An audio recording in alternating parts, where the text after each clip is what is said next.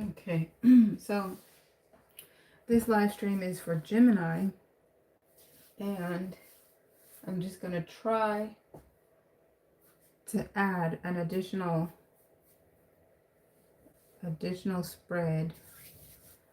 So this broadcast, I don't know if it'll have multiple series to it for Gemini, or if I'll be able to get through everything all at once. This is a trial, an attempt to get a general message out of it, and then to get into the main event. They want to fight for your love, Gemini. Okay, so Gemini represents the third house. So if you're ever just flipping through and you're wondering, if you just pop in at some time, you're wondering what's going on, what house is she working on? This is the house that I'll be working on. So this is Gemini's reading. Gemini governs the third house. And then this deck right here, this numbered pile is going to let you know which house we're working on to look at Gemini's energy in connection with. The first house, for example, is Aries house. The second house, Taurus. Third, Gemini. So that would be Gemini with other Geminis. The fourth is Cancer. Fifth, Leo. Sixth, Virgo. Seventh, Libra. Eighth, Scorpio. Ninth, Sagittarius. 10th, Capricorn. 11, Aquarius. And 12, that would be our final house, and that's for Pisces. So there you'll be able to tell if you just pop in, and or if you're scanning through the video on a playback, you'll be able to see. All right, so that's something I try to have in visual sight. Then, okay, so we'll do that. That's the main attraction. But I'm also trying to see if I can introduce another element here, and I'll be starting with Gemini's house to practice on it. So like I said, I'm not sure if it'll be successful. I'm not sure if there will be multiple series here, but I want to see if I can get a general reading for Gemini, and also that would also be the third house, because Gemini's house is the third house. The third house governs information, technology, communication, and at times astrologers will look in the third house to get information about siblings and the closer interpersonal relationships we have, like neighbors. So let's see what else. Okay, so I'm going to get in here and start with our stacked deck. So today we did a stream introducing, just getting into and preparing for tarot. So I talked to you about how we use the stacked deck. So let's produce a spread right now. First, I'm going to start out with a 3-position spread. First position will look at past energy. Second position, present energy. Third position, future energy for Gemini.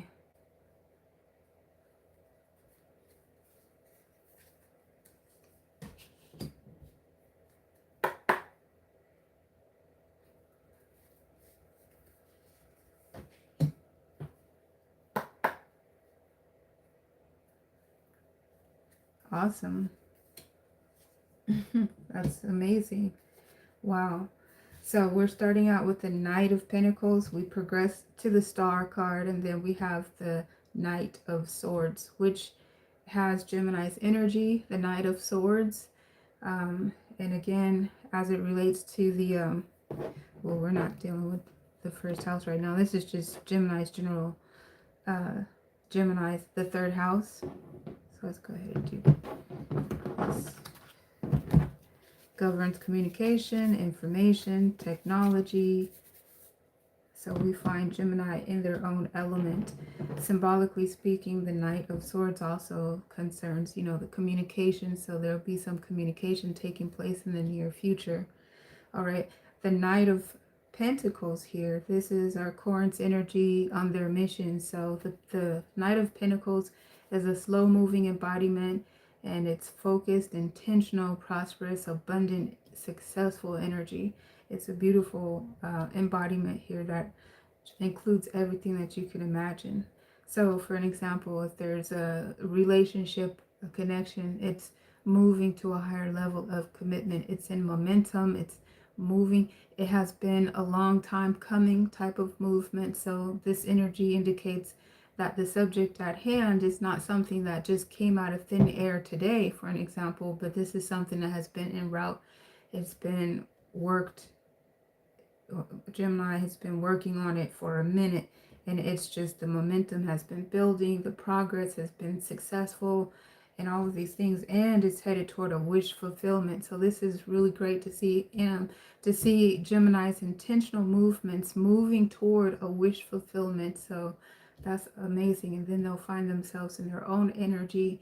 And then also this embodies communication coming in, communication going out, just fluidness, information. If there were any blockages, that is coming to an end, blockages being dissolved. So as it refers to the third house, for a while we had been seeing that things had come to a sort of a pause where this energy was, we were looking at it and it looked like there was something brewing just under the surface. So as it relates to the third house, and we may want to apply that to the world stage, I often like to do that.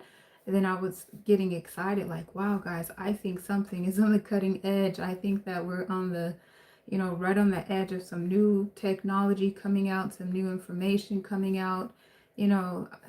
Wow, they're researchers, scientists, and then just individuals in our personal lives. And also it points to the retrograde that we were in too. It's just like not very much outward communication happening. There could be misunderstanding if there is communication going back and forth.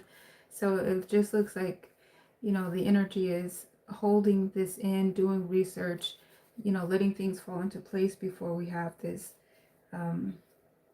what we're looking at, the information, cutting edge technology. Whew. It's flowing now. It's in the works.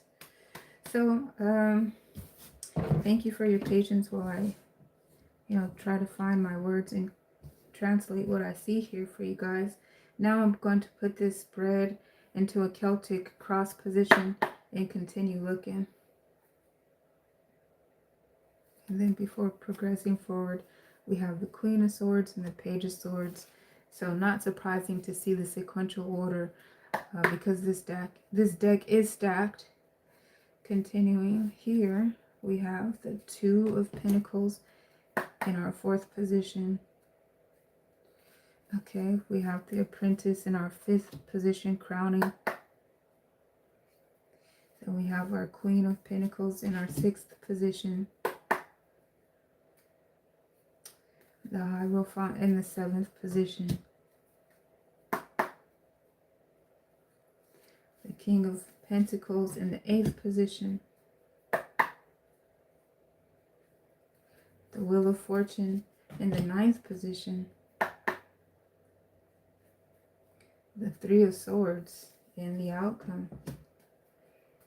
Okay. All right. So again, I'm looking at a beautiful spread being developed here. However, our outcome, which is the 10th position, has the Three of Swords. So just fast forwarding, and looking there lets me know that there's, still some work to be done. It reminds me also of the disclaimer that this is a general reading.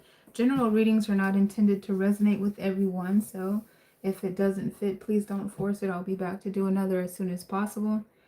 And take everything with a grain of salt. Of course, you want to do your own research. Don't take my word for it. And what else? Oh, the energy is mutual. The energy could go either way.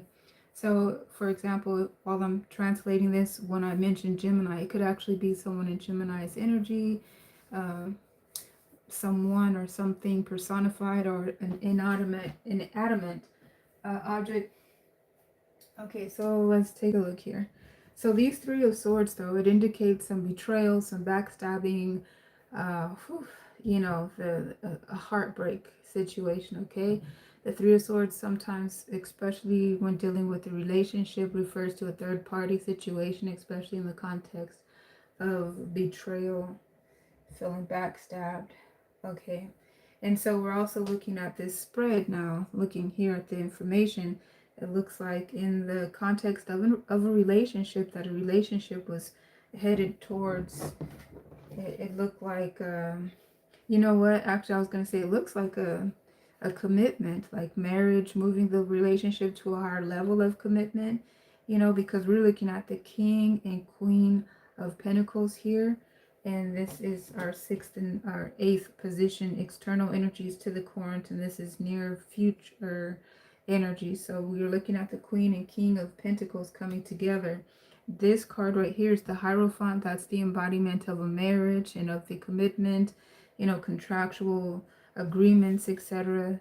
And it's also in tandem with the Star card, you know, so this lets us know that this is something that was desired and it's in the works, you know. So we're looking at this connection potentially moving to a higher level of commitment. We had already seen the momentum headed forward. Then no wonder we actually progress to the Knight of Swords, you know, the Knight of Swords.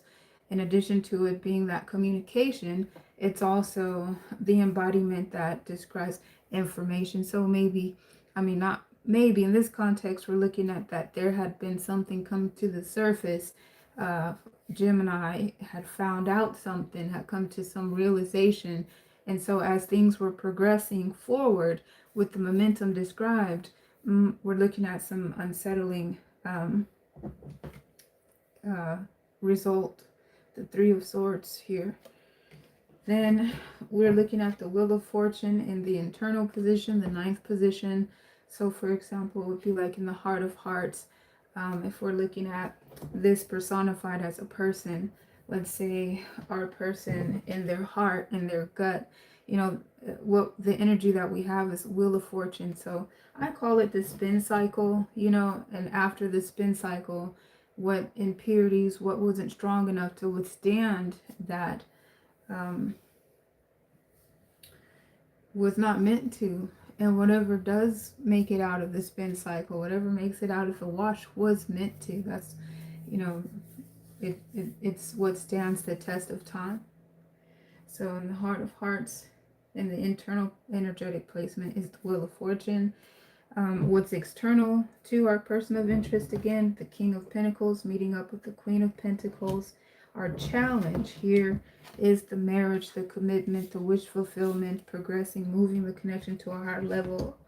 And what we're looking at here, grounding, is the Knight of Swords. So we've already described Gemini coming into their own element in the 3rd house, and its element of information, communication, logic, technology, this sort of thing. So going back to when, you know, previously we were seeing that there wasn't much communication and that there was, the energy was brewing beneath the surface. That's like taking the time to do the research, taking the time to vet the information, taking the time to confirm and verify before coming out with that information ready to launch, you know. So crowning, we have the, I like to call it, I've renamed the Fool card to be the Apprentice. It's the Cerro Major Arcana, the 0, representing the beginning and the end. And then in our first position, which is the thesis statement of the reading itself, is the Knight of Pentacles, as we have described the momentum that was moving towards moving forward. The energetic trajectory of the reading was the Knight of Pentacles. So again, that energy moving is representing moving things to a higher level of commitment, headed to the 10 of Pentacles, which is the height of heights in a relationship, and just in a general dynamic. But no wonder we had seen it, you know, the Knight of Pentacles, you know, culminate down, break down back to Gemini's energy, the Knight of Swords, the information like, yeah, no, we found a glitch, the Three of Swords type energy. So now that's the general reading that I wanted to get into with you guys.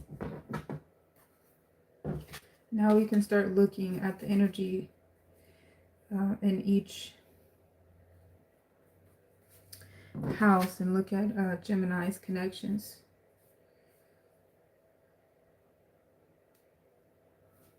In just a moment.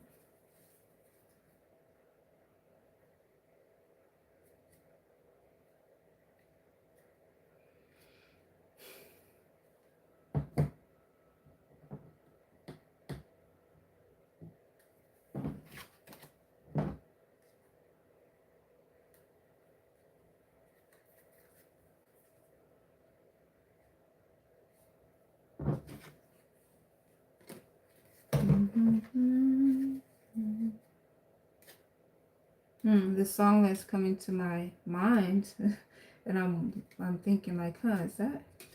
I don't know the lyrics off the top.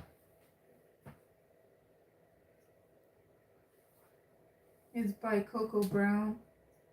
Let me take a look at those lyrics. Just My Luck. What was she talking about in that song? 6 of Coins. Oh yeah, I don't know if I mentioned this. 2 of Pentacles here, but that's the wavering. So there was uncertainty. Anyway, so that just even leans toward there was a gut feeling, you know, although things were progressing to a higher level of commitment, there was some doubt. There was either some doubt and or the third party situation, the juggling dynamic. Coco Brown.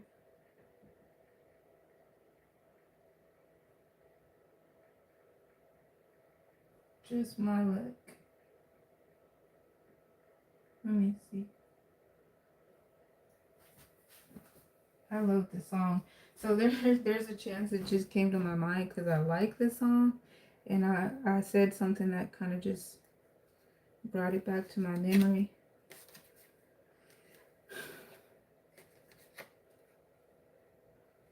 But I'm also wondering,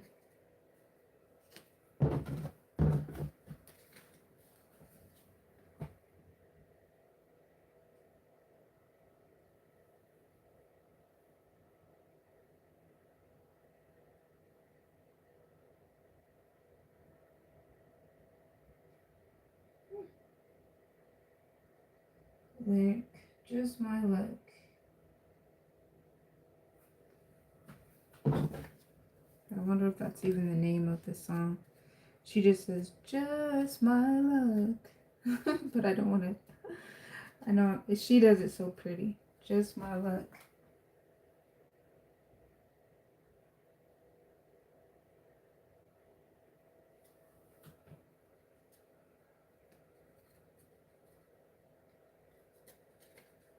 Nine, 10. Alright, so I got this stacked. And this deck already has resonance established. So what did she say? She says, look at me. Look at me struggling. Bring me down. I want more of it. Is that what?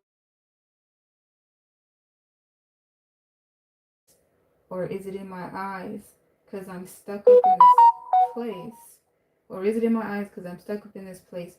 I don't know where you're leading me to go. Pulling me here, pulling me there. Can't take no more. What happened to being happy? That's what I ask myself. Over here trying to mask me. Who even is myself? Just my luck.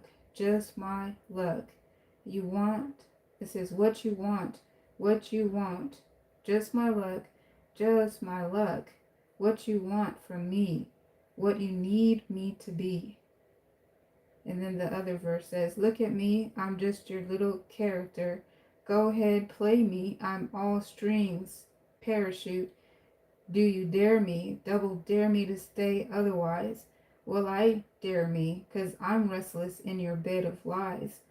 I don't know where you're leading me to go. Pulling me here, pulling me there, can't take no more. What happened to being happy? That's what I ask myself. over here trying to mask me. Who even is myself? Just my luck. Just my luck. What you want. What you want. Just my luck. Just my. What you want from me. What you need me to be. The next verse says, does my confidence offend you? Cookie cutter enough for you? Is my melanin offensive?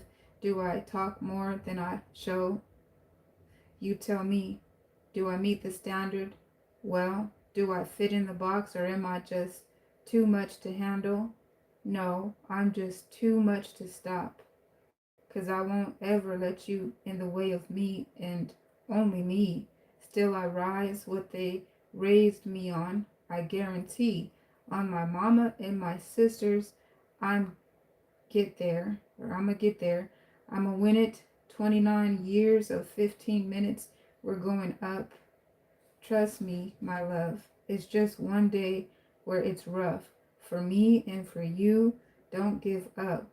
Oh, just my luck, just my luck. And then the next verse says, oh, are you hoping on my luck? Oh, yeah. Oh, just my luck, just my luck. What you want, what you want. All right, so then it goes on like that. What you need me to be. Yeah. Okay, well, that seems to resonate. Okay, and I want to do another spread here. I want to do a couple different spreads just to check the energy. So we're going to do the same 3 positions here. Now using this resonated deck, 3 positions as described. The first representing past energy, the second representing current energy, third representing near future energy. All right, so we're looking at the strength, and we're looking at the 4 of fire, and then we're looking at the 9 of cups. So we're looking at our current here, our person of interest, our Gemini, coming into the reading with refined strength. This is that they have governance, they have control, they are refined, intelligent, moving forward with their primal urges and instincts intact, and they know themselves very well. Moving forward into stability, they're balanced and stable, not only within themselves, but with the capacity to be this with others as well. And the 9 of Cups, as we continue to progress, continues to double down, representing in different elements that our person of interest, Gemini, is content. Their cups overflow within themselves. They're lovable, capable of loving themselves and others as well. This definitely talks about them as individuals being fully self-sustained as far as anything that they need, including pleasing themselves, just self-sustainable, self-healing. They are whole and complete all in within themselves. So we're looking at this situation as we have progressed in the reading so far, describing certain, backstabbing, disappointment, third-party situation, betrayals, that type of energy. When they're in a dynamic with someone else and their connection is and was progressing to a higher level of commitment, even considering marriage, but finding disappointment when they went to double check and verify and vet.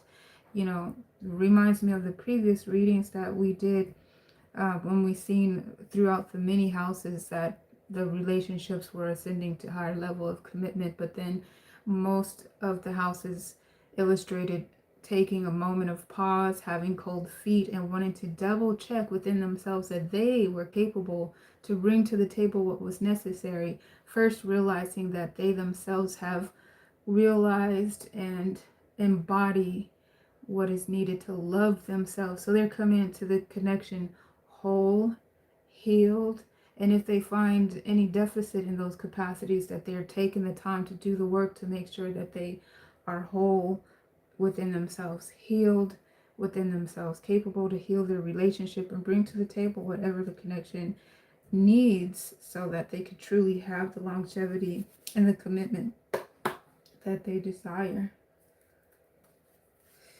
All right, so continuing here,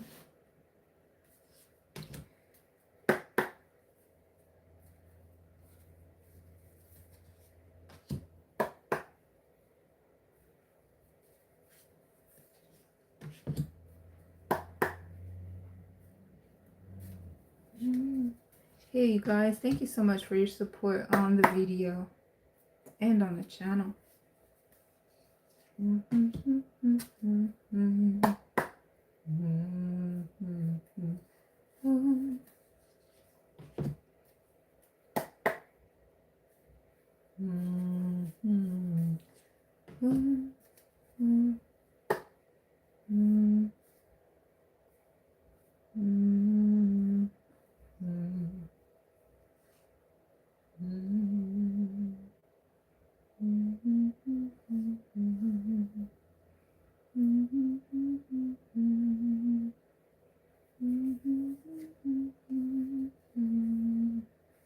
All right. So, yeah, we're looking at a moment of pause in love as had been consistently described. And we're looking at our person ready to love coming into the picture. The most dynamic, passionate lover ready to love. It looks like, though, that there had either been a breakup in the connection, as the tower is the energy externally coming towards the current in the near future. So it's consistent with seeing what we had been seeing, finding out some disappointment information in regard to backstabbing, betrayal, and the things that have been described, which brought our current to realization that, hey, this connection may not be giving all that I thought that it would or that it could. So we're looking at our person in the heart of heart position, the ninth position here with the Eight of Pentacles. For me, saying that our lover is willing, able, capable, intentional in doing the work necessary to get into, if and when they do get into a relationship, a commitment, a marriage, one that's worth it, and having the willingness to put the work in it to have success. So we're looking at here in the outcome, the Hangman, and in the fourth position, the Page of Cups. These are both Piscean energies, the 12th house energy. So we're looking at starting out with the Page of Cups, which in and of itself represents a lover, a young love, so to speak, when we're talking about getting through the cipher and progressing toward maturity. We start off with the Page energy, then we're advancing towards the Knight, advancing towards the Queen, advancing towards the King, and it's all energy specific, not gender specific. So we start out with a new love energy, a cup of love energy in the Page, and we're leaving off in the spread with the Hangman, which talks about, I like to call it being caught up in the spirit and the Hangman energy, where there's the Neptune, the euphoric energy of having the dreams and having the epiphanies and being able to think outside of the box and coming out with innovative, cutting edge,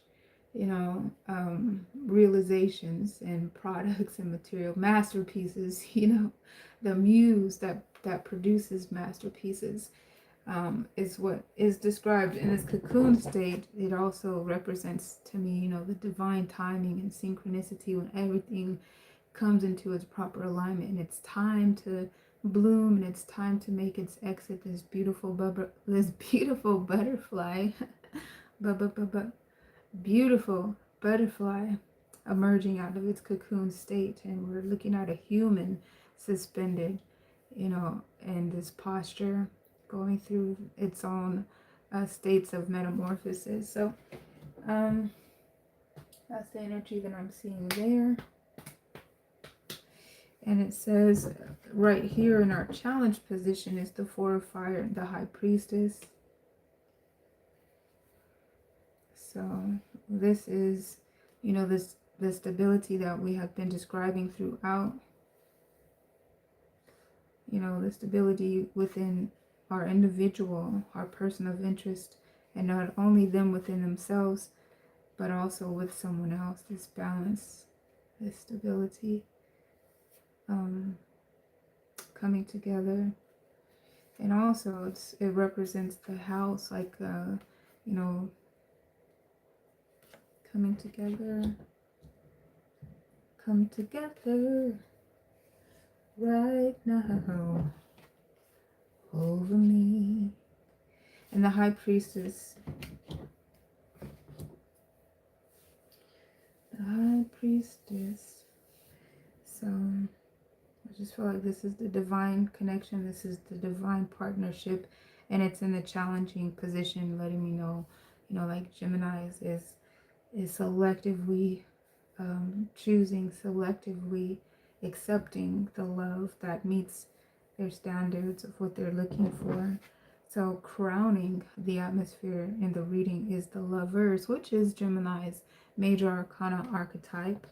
It's the Lovers, and grounding is the Nine of Cups, as we've described this to be the energy that shows this person is lovable and ready to love, and their cups overflow, and they're self-sustainably able to love and carry on a loving dynamic.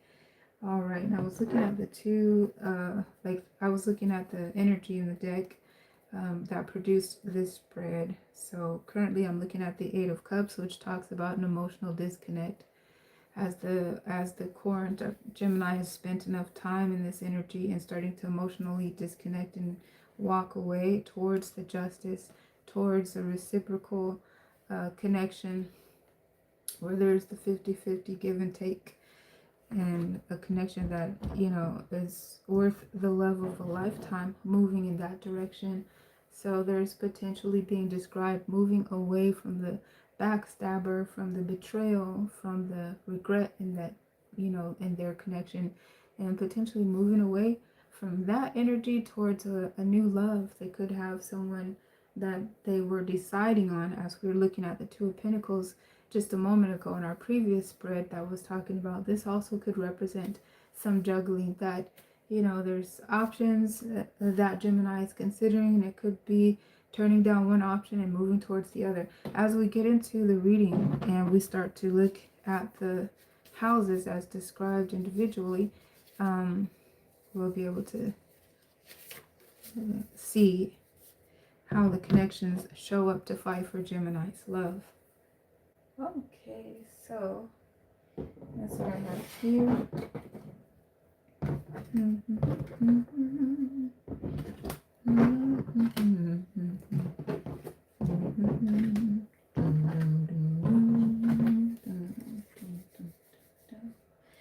Okay, now how about that song?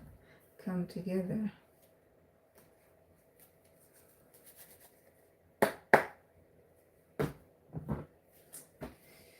Well, oh, hey, thank you so much for your support on the video and on the channel. Let's see. I don't even know what that song is called, and I feel like looking it up because all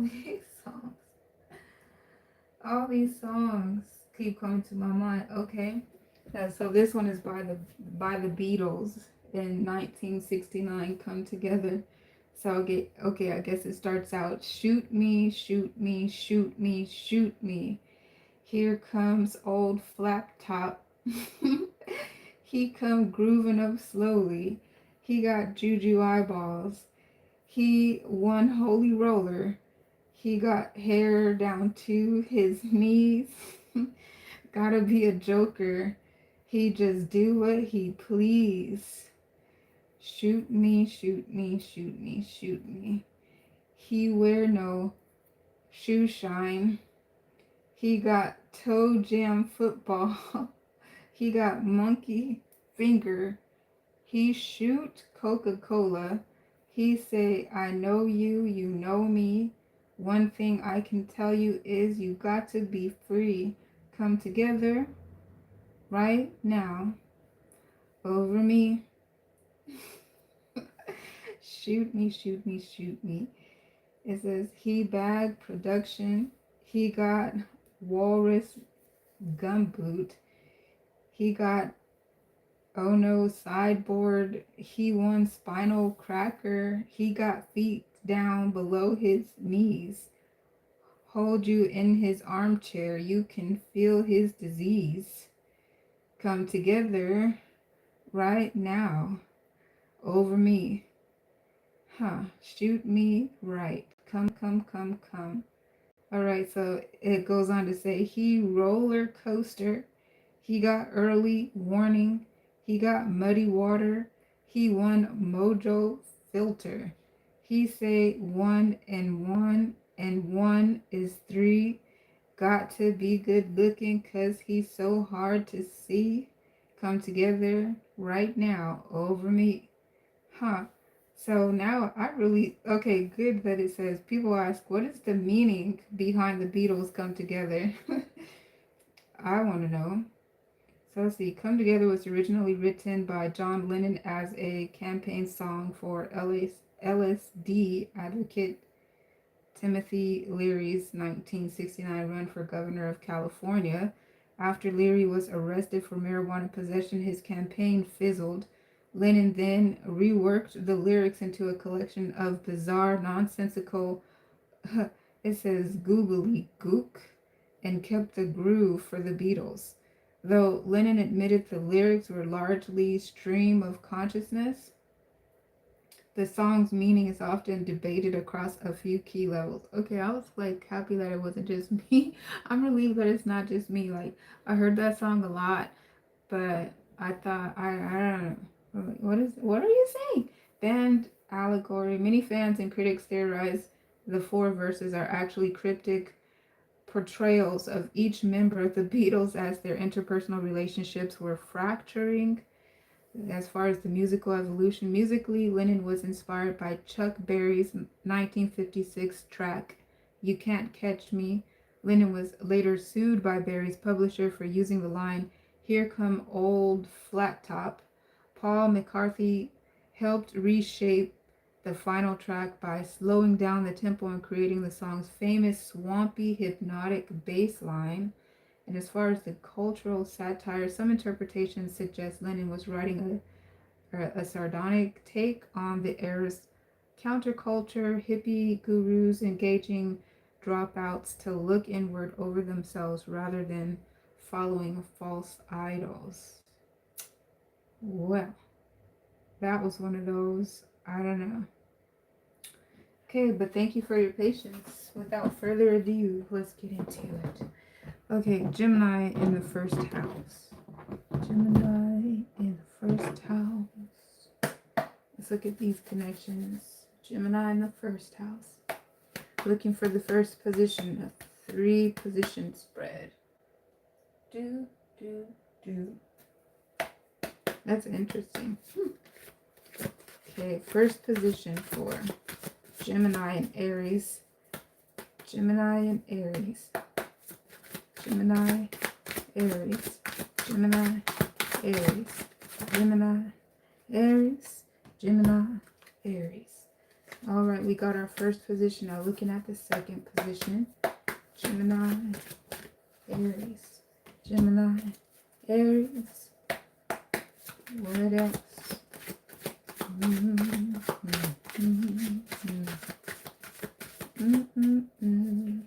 Gemini, Aries, Gemini, Aries. All right, so how does Aries show up to fight for your love, Gemini? It looks like this connection is working toward, it comes into the reading in the state of reconciliation. So we're coming in here looking at reconciliation on the horizon and in the works. And we're looking at Aries doing the inner work. And we progress throughout the reading, showing Aries becoming even more, even more focused on this inner work.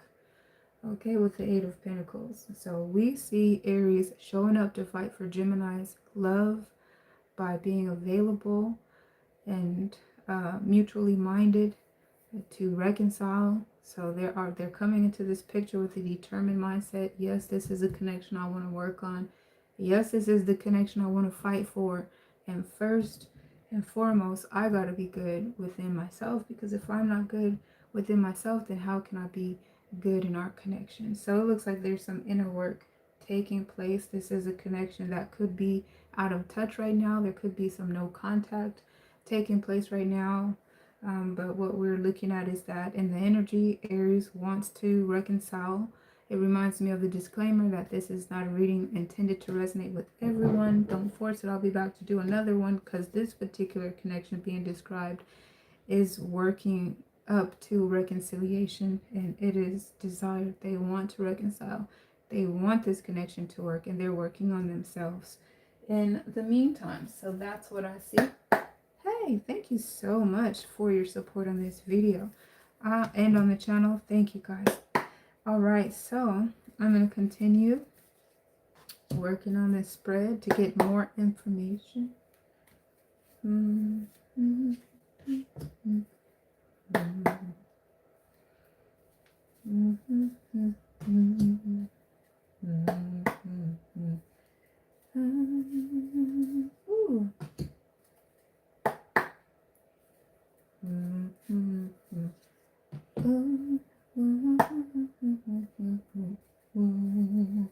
Okay, guys, wow.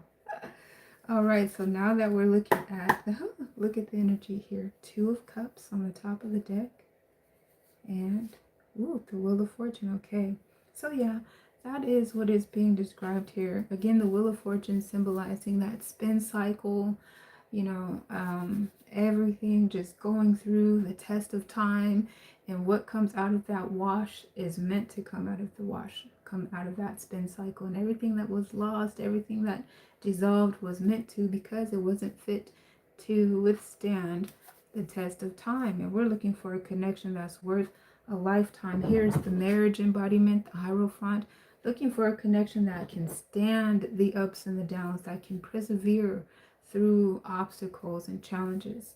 So we have the spin cycle at the bottom of our deck, and we have the 2 of Cups, this love, you know, energy on the top of the deck. So that resonates because, as I said, on the table and the field that describes external energy coming to the current in the near future is the Hierophant. And the Hierophant in this Hangman, again, this Hangman, it basically describes longevity for me. Because, you know, I call it being caught up in the spirit type energy. And when you come out of Hangman energy, you're more very dynamically refined, intelligent, and like the dynamic part of it, the magical part of it is that you come out this butterfly. You've gone through a metamorphosis. You're better than you were before, you know. And this describes the type of energy in this connection that is, you know, in progress, in process. So those are the external energies coming toward the current in the near future. And the internal energy, it doubles down on the sentiment that we were feeling just a moment ago in our previous spread, that yes, Aries is ready to work on this connection with Gemini. Yes, Aries wants to reconcile. This is almost like a yes. Okay, like a Hell, yes, like already, like since yesterday, like come on. But but you can't rush. I mean, you can rush. It's not advisable to rush the process of the Hangman. So it's just like standing on ready. And when the time comes and there's a launch that's going forward, it doubles down with the sentiment that was being described with Gemini representing the third house dynamics. Anyway, it continues for me to talk about, oh my gosh, you guys, something is in the works. There's about to be, I feel like there's a launch of some new cutting edge technology coming out here, man. What are they gonna do? Like those that are in the tech field, what's going on? You know, scientists, I started to stutter because I don't want to get too political. Like, have you guys heard, like, there's, like, scientists were being abducted? It was, like, it's, like, is that a conspiracy theory? Just across my timeline, it was just, like, this scientist over here, da-da-da, suddenly we can't find them. This scientist pop up. But what is really going on? Anyhow, there's going to be a revelation, a launch of this new technology soon. And anyhow, aside from that, because that's third house energy, and that's just subjective opinion based on what I've been consistently seeing for a while. Yes, Aries is ready to reconcile with Gemini. And also, you know, with this 8 of Cup energy as in the 10th position, which is the outcome, it describes walking away. So Aries is walking away from something and they're headed in a new direction. And we see that it looks like they're headed towards Gemini.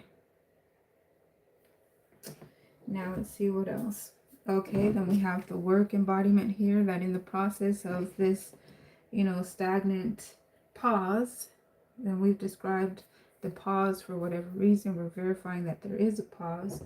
And it's interesting that as they're walking away from something and headed toward Gemini, we get additional information that's describing our current is single and available. So it looks like that's part of the work that they're doing for those who the storyline may resonate with. And if there really was a third party situation, it talks about that third party situation. Aries has dissolved it, that they are dissolving it, and that they are doing the healing work within themselves to get that previous energy off of them. So when they come towards Gemini, Gemini comes towards them, they are single and available and out of a third party situation. Again, it reminds me of the disclaimer. This is a general reading. General readings are not intended to resonate with everyone. If it doesn't fit, don't force it. Don't forget to always do your own research and take everything with a grain of salt. And what was the other disclaimer? It was, well, the reason why that disclaimer came to mind, because this particular connection, our person of interest is single, okay?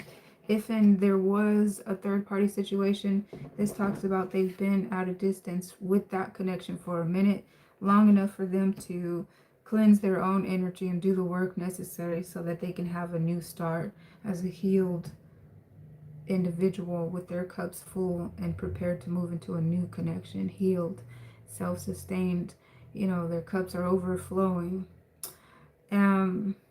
Oh yeah, and the other disclaimer then also said, when I mentioned Gemini, it could be, I was gonna say that it could be someone in Gemini's energy field, but this reading actually is developed. It's supposed to actually have distinguished the energy. This is Gemini's reading, and we're looking at how Aries shows up to fight for Gemini's love.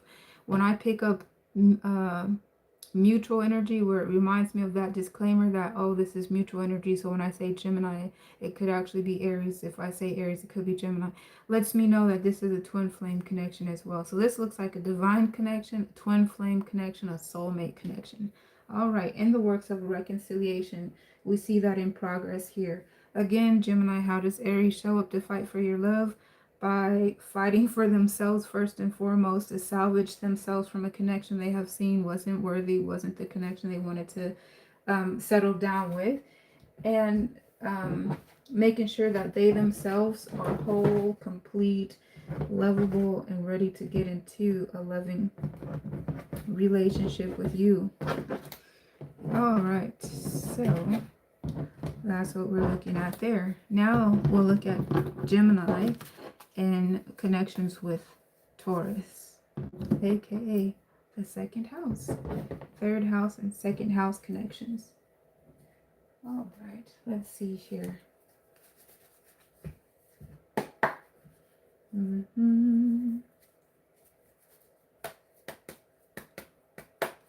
Okay, first I'm looking for the first position. Now I'm looking for second position. And now I'm looking for the third position.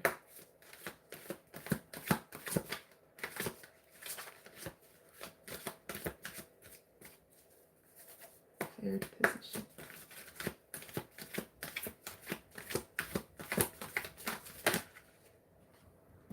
Okay.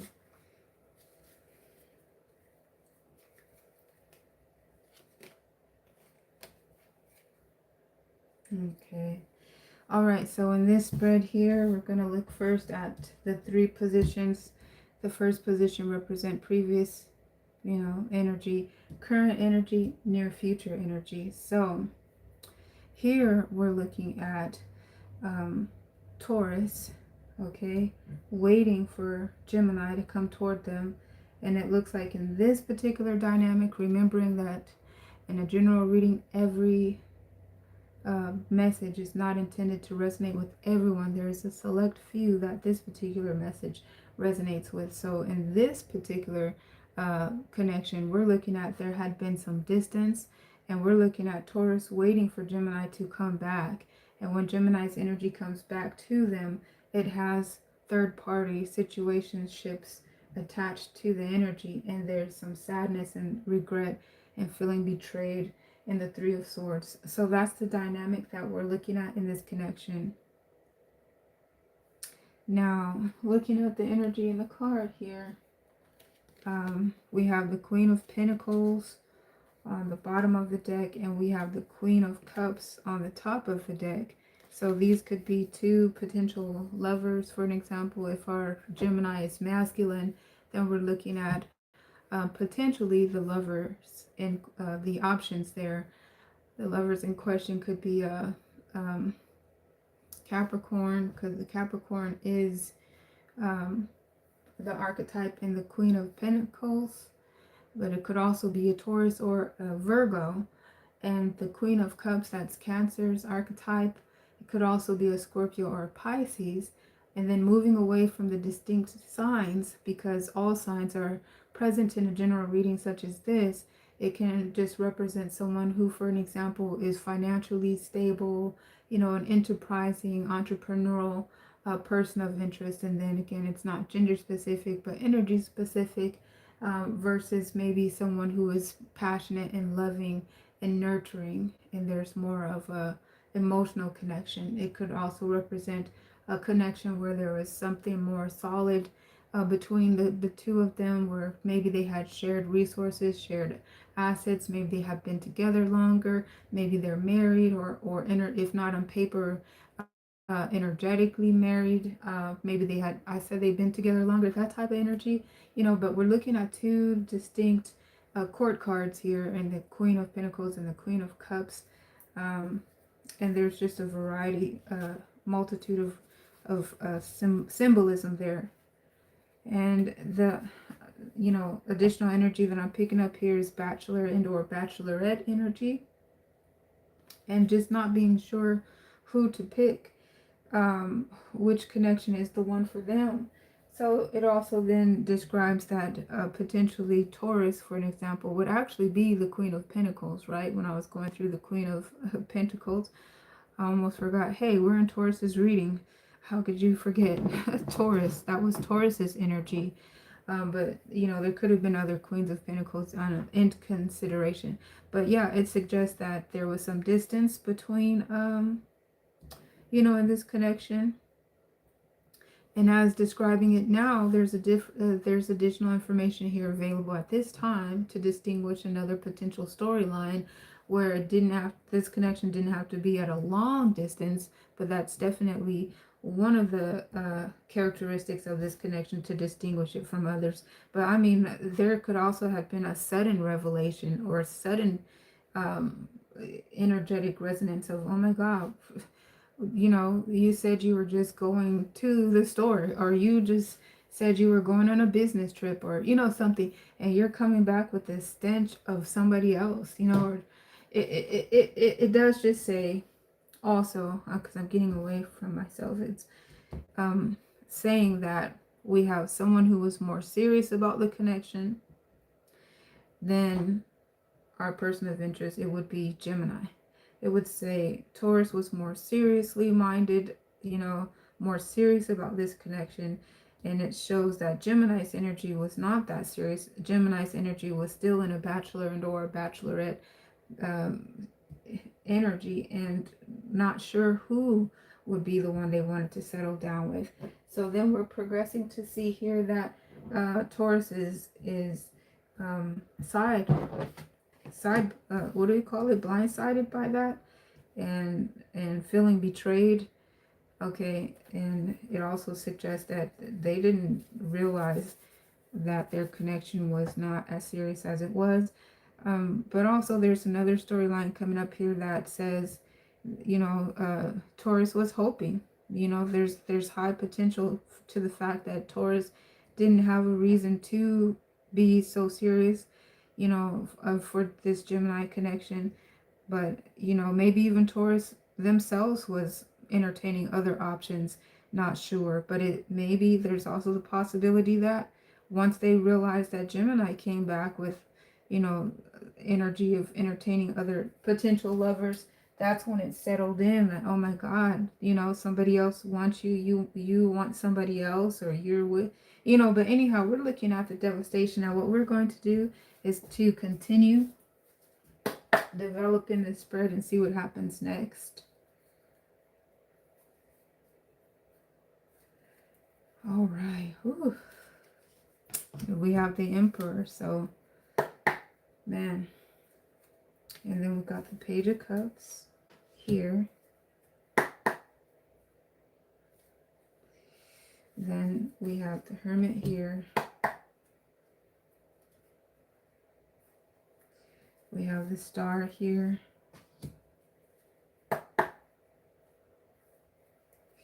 Okay, there's the Two of Swords. Then there's the Eight of Cups. And there is a Page of Fire.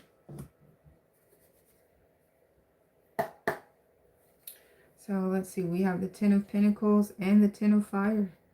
The Ten of Pentacles on the top of the deck and the Ten of Fire here on the bottom of the deck. Okay, so overall this is describing a connection that had high potential to be a power couple, has a high likelihood of being the connection that had everything to be successful, you know, with the Ten of Pentacles, but it's come to a breaking point in the Ten of Fire. It's come to a breaking point in the Ten of Fire as described.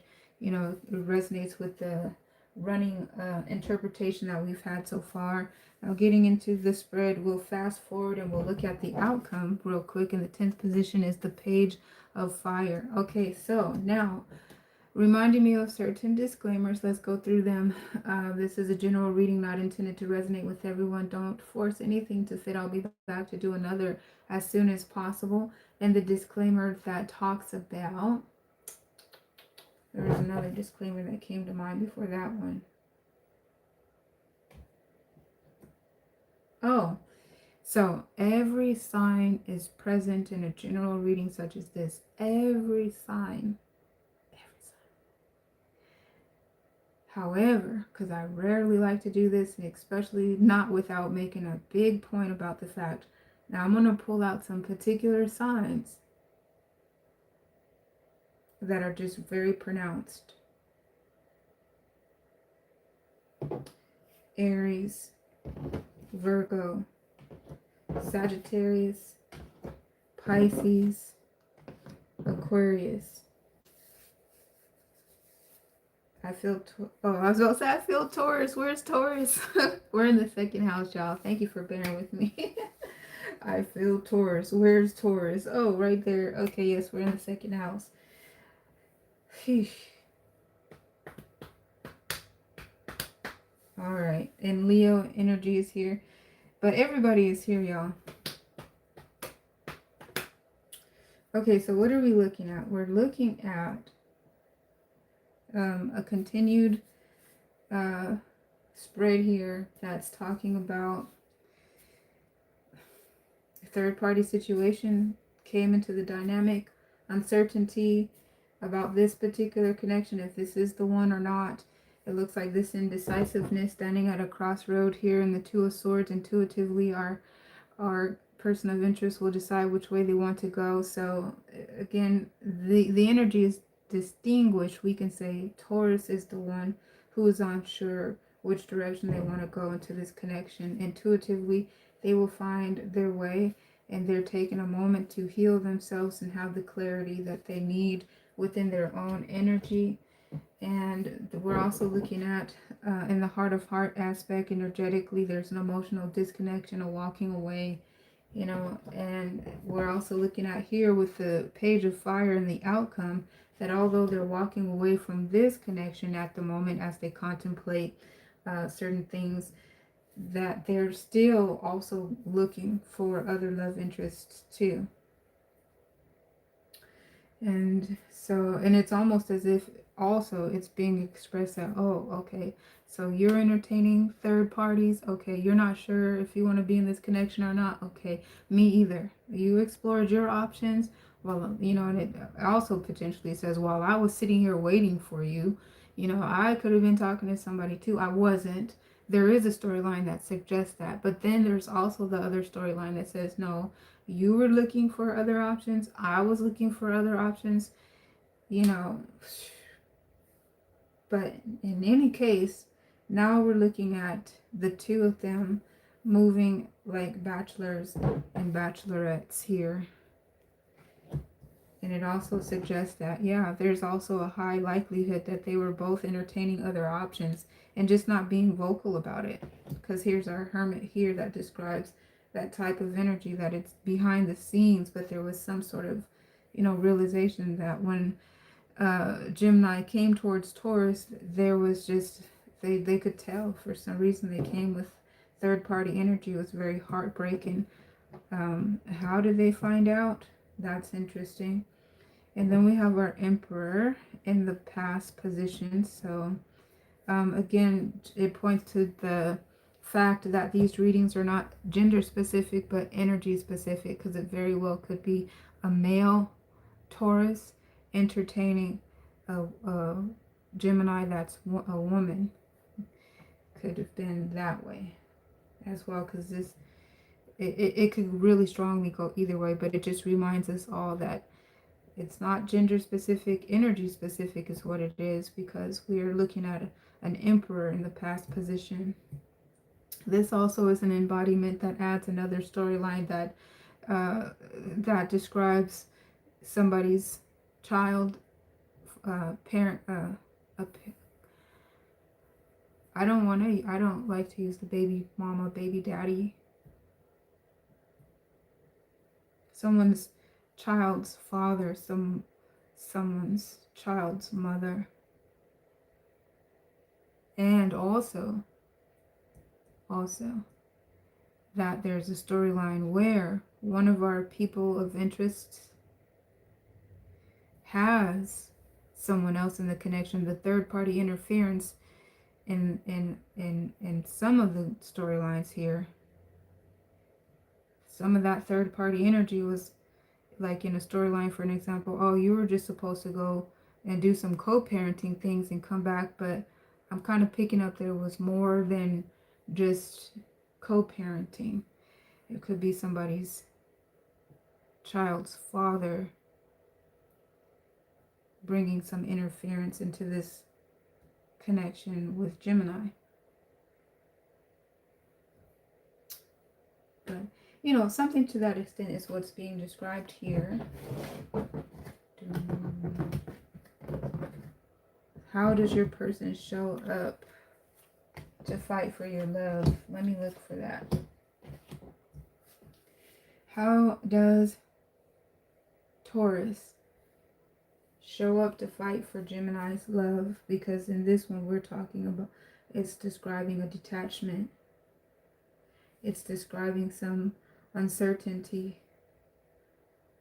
This connection describes that the wish fulfillment is highly unlikely because of a third party situation.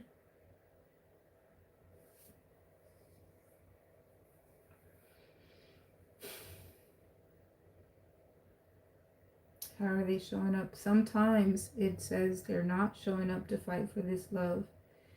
They're showing up to make sure that they are okay, first of all. They're too hurt.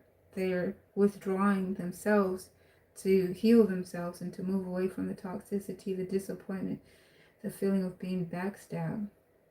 They're emotionally disconnected. They're emotionally disconnecting. And one thing that it appears to be is that they're just trying to not lash out on you. And it shows that they still love you.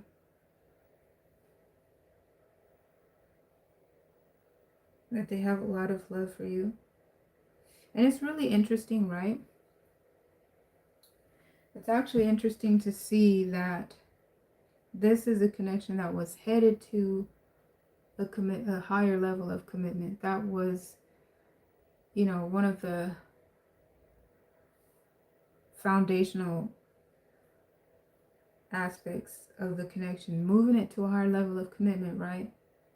But because of this unfortunate circumstance, it reveals that that there wasn't enough love. There's not enough love in this connection. There's a lot of passion,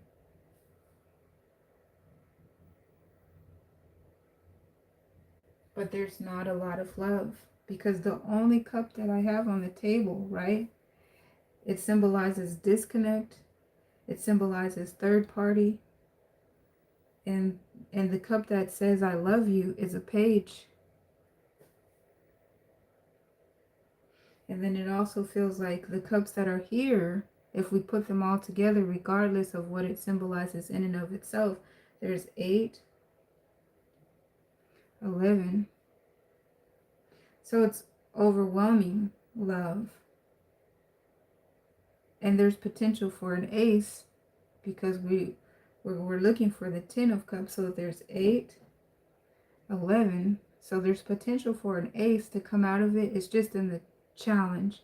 It's potential for the ace of cups to come out of it, but it's just represented in the challenge. And it more so speaks again to the page that was initially there. And the page, that's the initial stage of a love, where we have the new love in a page. And so, for an example, even if this is a connection that has longevity, let's say not just the storyline that talks about Taurus, for an example, because this part could be either Taurus or Gemini. Somebody has the parent to their child that they're co-parenting with in this dynamic.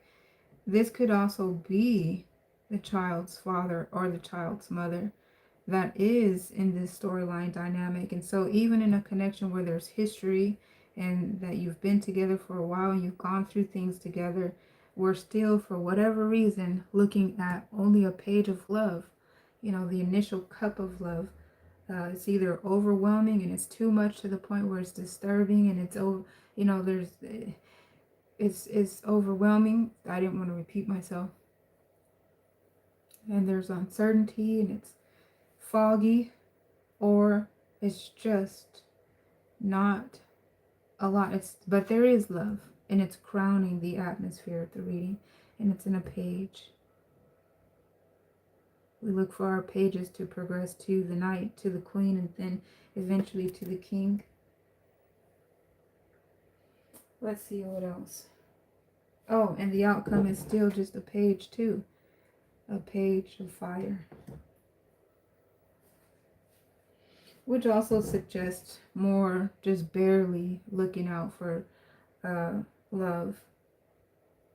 Not aggressively looking out for love. Not aggressive third-party situation. Just subtle. Keeping options open. It looks like there's more reclusiveness and more, withdrawing and healing oneself. There's more of that. And it kind of looks like keeping an open mind to a new love, but more so the love that's coming towards Taurus in the near future, which could be the reconciliation, could be Gemini coming back around, maybe deciding with the Two of Swords, this connection with Taurus is what I want. We were headed towards the Ten of Pentacles. Again, it does lean towards potentially a transactional connection. So there's just so much here, right?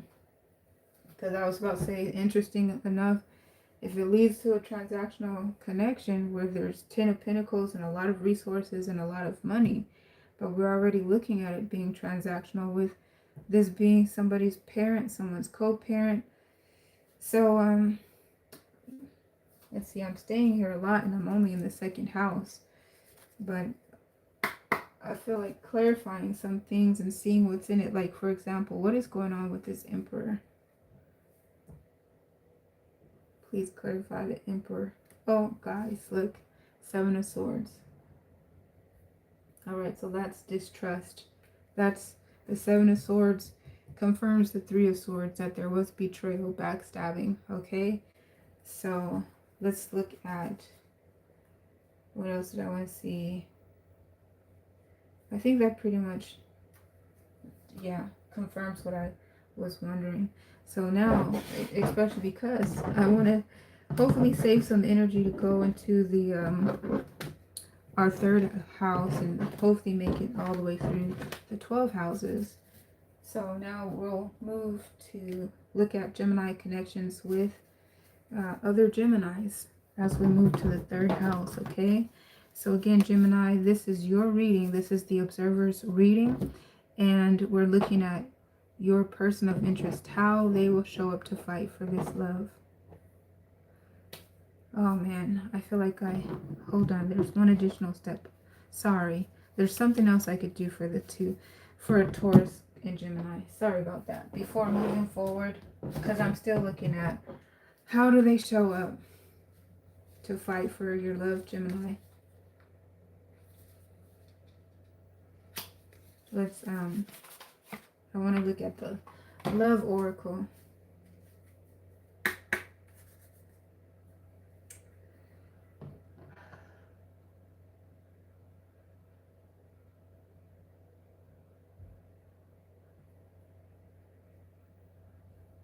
Oh, wedding.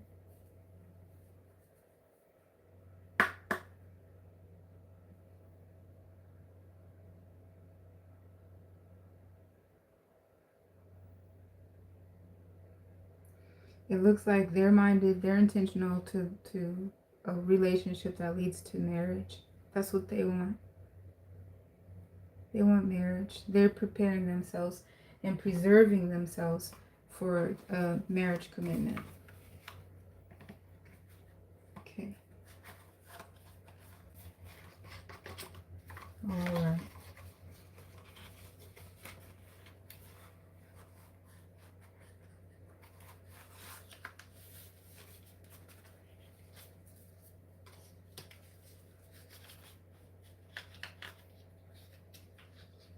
Okay, so now we're going to look at Gemini with other Geminis. Okay, so it's designed to still be able to distinguish Gemini energy from your person's Gemini energy. Okay, so here we go.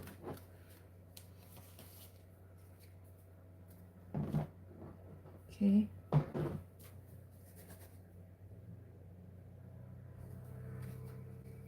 So thank you so much for your interaction on the video, for your support on the video and on the channel.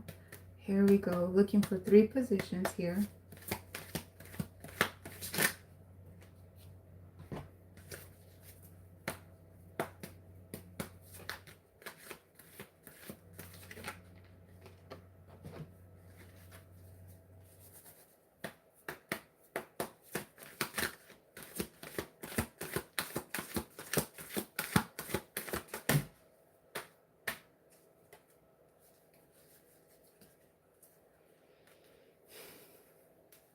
All right, so definitely the disclaimer with this one is this general reading is not intended to resonate with everyone whatsoever at all. Because this particular Gemini connection, there's currently distance and there's also some blockage happening here. A block. Okay. And there's uncertainty in this connection. Okay, there's some sadness confirming the block. So see here, this is the 9 of fire. So that's the block. And this is the guardedness. Okay, Gemini is protecting themselves. So Gemini, your person is protecting themselves, protecting their energy from you. They're sad and they are ruminating over something, some spilt milk, something that happened in the past, having a hard time getting over that.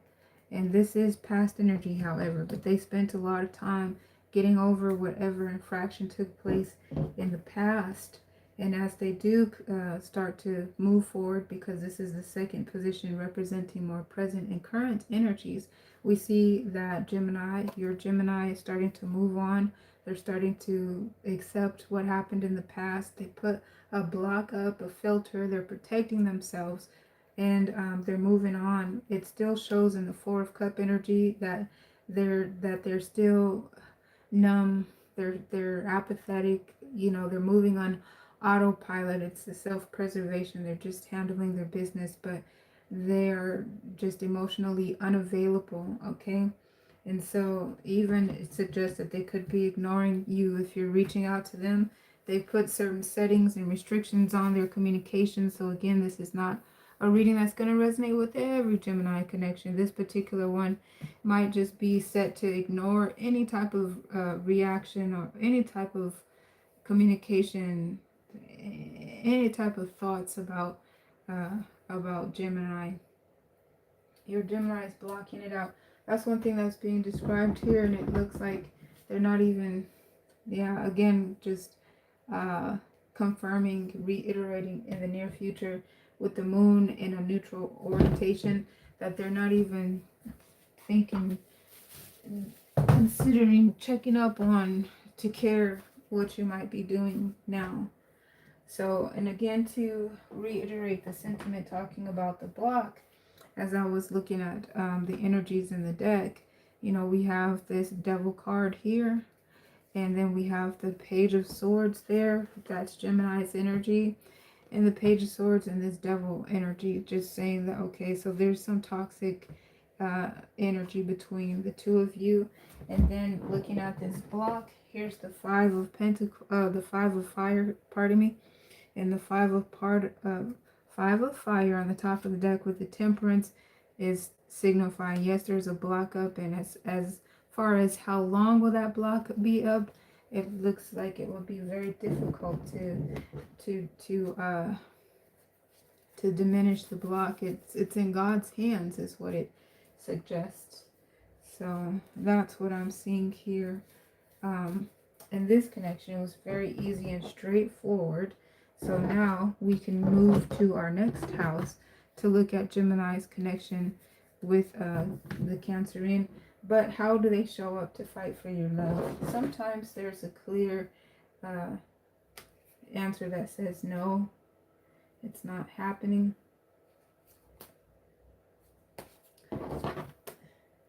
So for this one, I want to look again at the Love Oracle to see what additional information can be gathered.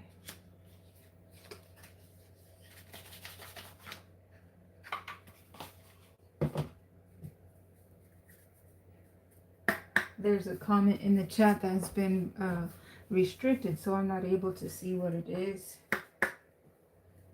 Let's look at for a Love Oracle. How will Gemini show up to fight for Gemini's love?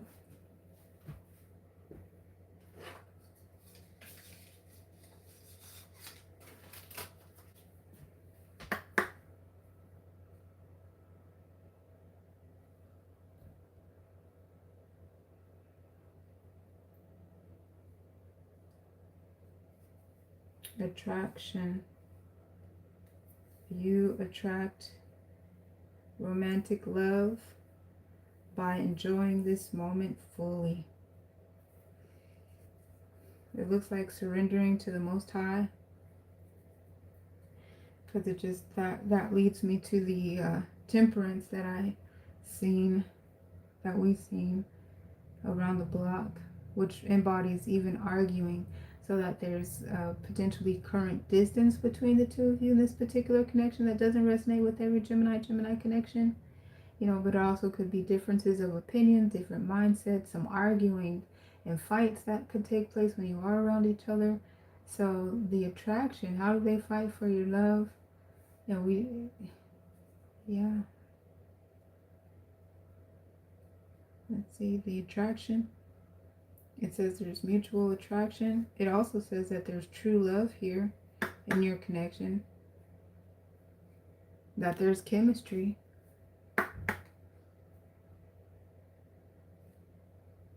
And then it also has here, pay attention to the red flags. So there it says that your person is very attracted. There's a high attraction, that you guys have amazing chemistry between one another and all the things there.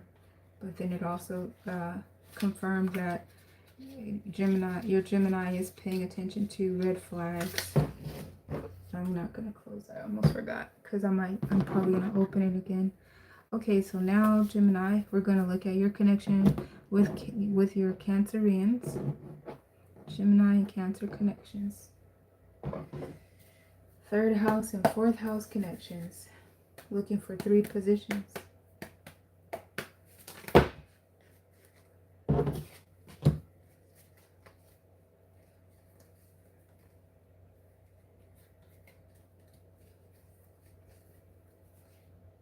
All right. So it suggests that, you know, this Ace of Pentacles made an appearance here, and we're looking at surrounding energy, and it looks like, you know, your person is thinking about you all the time. They have a lot of positive thoughts about you.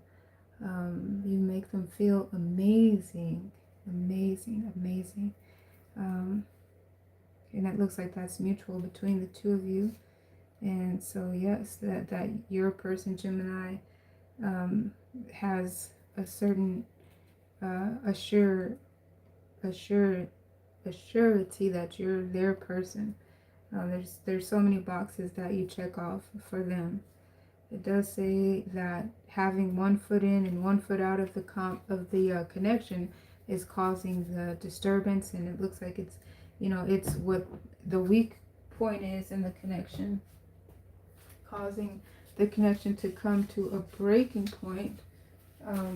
However, what we have breaking through all of that energy is the Ace of Pentacles in our first position. Thank you. Please continue.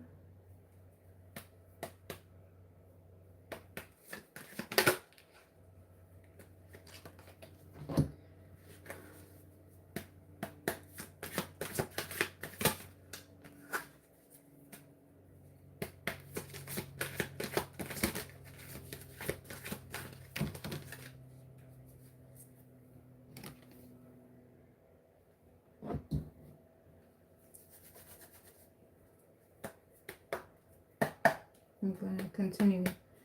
Well, this is the way that this spread developed. I don't want to continue to get another card here, but I want to look at the energy on the deck. Okay.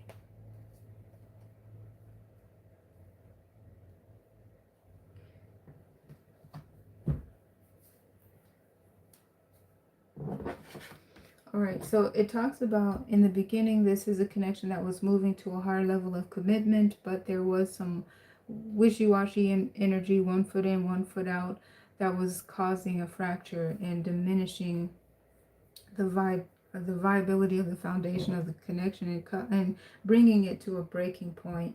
And so as I progress into the reading to this apprentice, the Cedral, Major Arcana 0, Major Arcana representing new beginnings after an ending, you know, a closed chapter for a new one to initiate, embarking on a new chapter here.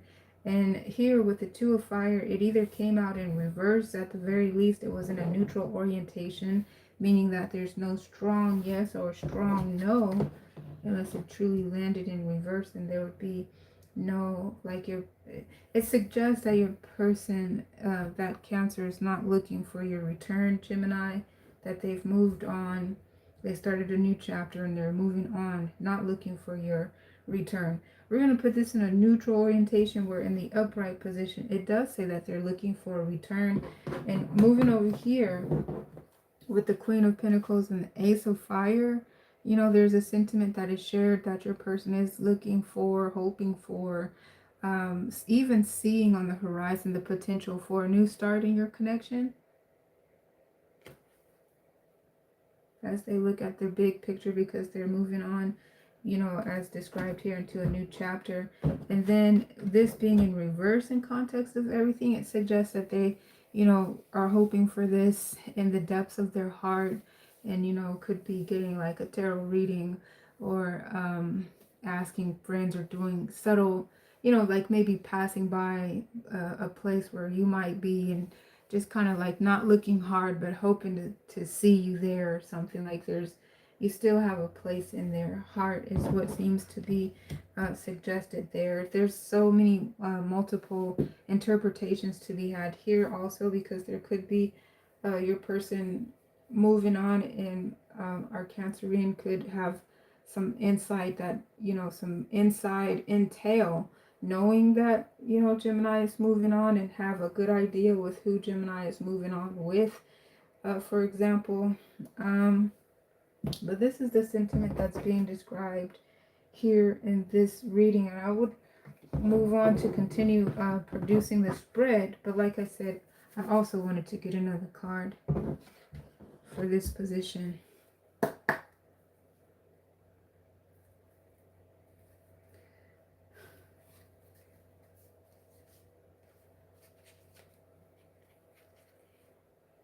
Mm.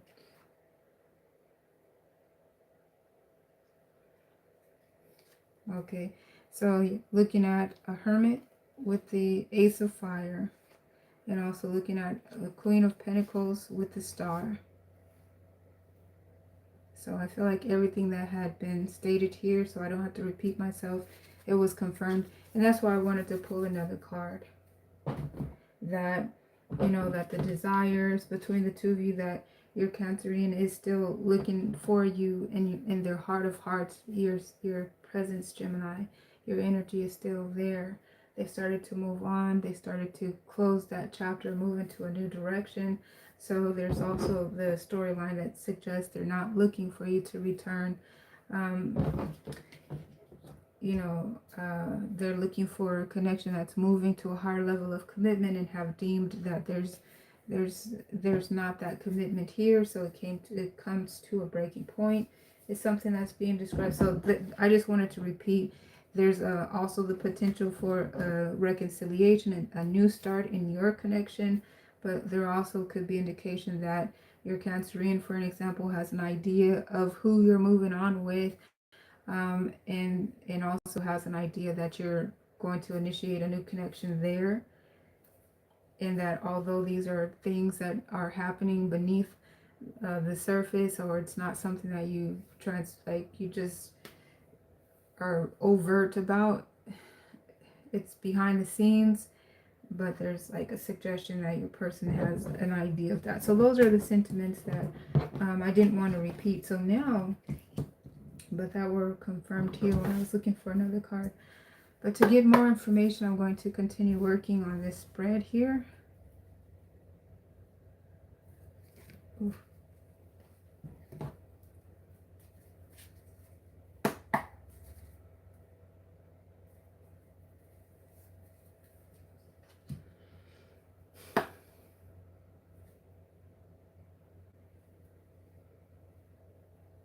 Mm.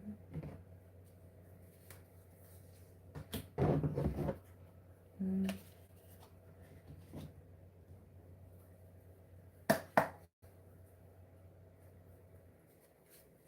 Mm.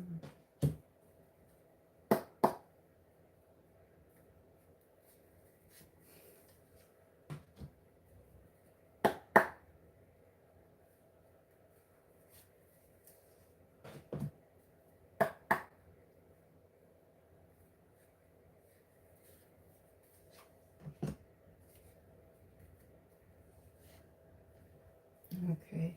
So again, what is being confirmed and reiterated here is the breaking point in this Ten of Fire, due to the juggling and having third party type of situations, and at the very least wishy-washy mentality about where you want to be, Gemini, their person of interest. Where do you want to be?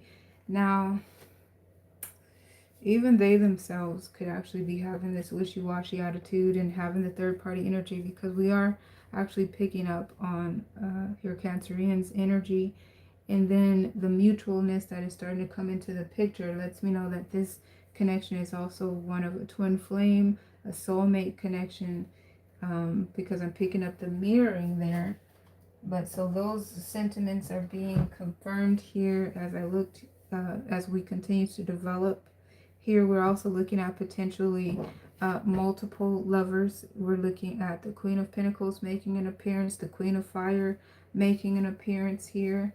You know, so technically um, to name signs, which I don't like to do without at least making a big deal about the fact that all signs are present in a general reading such as this. So it's not just the pronounced signs that are making appearances. We do have, with that being stated, Aries, we have Capricorn, and we have Cancer's energy here. And there's also a touch of Taurus's energy here as well. Okay, so but there's also a Leo, Aries, Sagittarius, Virgo, Taurus, Capricorn, and the Cancerian's energy is pronounced here. But again, to close that out, Cancerian, Pisces, Scorpio, everybody is really literally here. Aquarius, Libra, Gemini. Okay, everybody's here. But the most pronounced is Capricorn, Aries, and Cancer. Anyhow, that there in the past, it looks like there was an idea. Cancer had an idea, some maybe ESP, or you know, maybe a dream. It looks like, or they could have caught some hard, tangible information, but that there's a third party situation going on. At the very least, just reading your energy, that you were not as available, not as present, not as consistent in this connection as you used to be. And there's also the storyline that they themselves have other options, and because they're not sure about this connection. In the past, there was some uncertainty, long story short, about the connection here. Again, you know, the mindfulness of wanting to intentionally move into a connection that has longevity, that's progressing to a higher level of commitments, and not being sure if this connection is the one that's suitable for that or not, but realizing that they themselves are capable and worthy of true love that, you know, has the qualities that they're looking for in their connection. Again, in this position, it reiterates the sentiment where here before there was like a suggestion that someone else is in the picture. That suggestion becomes more pronounced and into some facts. Like it looks like, no, my person definitely has a third party situation. Looks like there was a consideration about whether or not they wanted to stick around and try to nurture it if they could deal with a third party situation, but they started to pull their energy back. And so when I say they, I'm picking up mutual energy, that this is both of you potentially feeling this way about each other, wanting to hold back from this connection, especially after realizing someone else is in the connection, which sentiment is being reiterated with the Ace of Swords here, saying, yeah, back here there was a hint of that, or maybe even back here it was going on, but it wasn't really in my face that much. And so, you know, and even a hint of maybe that part of my journey I didn't really care. But anyhow, as of right now, progressively I actually do care. There's newfound information, realizations, epiphanies, or things that have come, you know, into the picture that makes it just more pronounced that where I stand, you know, and where I stand, if your person energetically at the moment, it looks like they're, you know, it actually to me looks like a 50-50 when they're saying, you know, is this something that they're going to tolerate? Is this something that they're going to reconcile with? So yeah, the same interpretation I had in the previous spread when I was looking at the outcome energy with this Two of Fire and a neutral orientation, it looks like it could go either way as far as if they're considering reconciling or not. But it does look like in the near future they will come to that decision if this is something they want to tolerate or not. And it looks like it's a decision they would come to that it has a high likelihood of coming off crazy. Whatever decision they seem to come to seems to have a high vibrational I was going to say interference, dominant, overbearing, hardcore, that it's either it's putting their foot down like, hey, this is how it's going to be and that's it.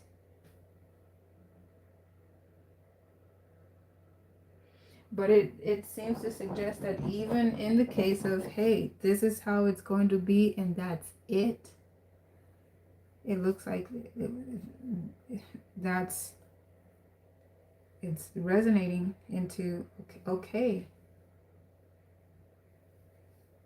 you know, the harmony, the connection, the balance between the two, where it's just like, okay. So it looks like at the end of the day, again, just to reiterate, now the energy again is mutual, because who's putting their foot down and saying this? But there's a high likelihood that it's Cancer, because we're looking at Cancer's energy on the table. I'm only hinting to Gemini in this case, like I said, because it feels mutual and it could go either way. But one thing for sure, Cancer is putting their foot down and saying, this is how it is. Boom. And it shows that their person says, okay, okay. So this one, how is Cancer showing up to prove their love? By putting their foot down and saying, this is how it's going to be.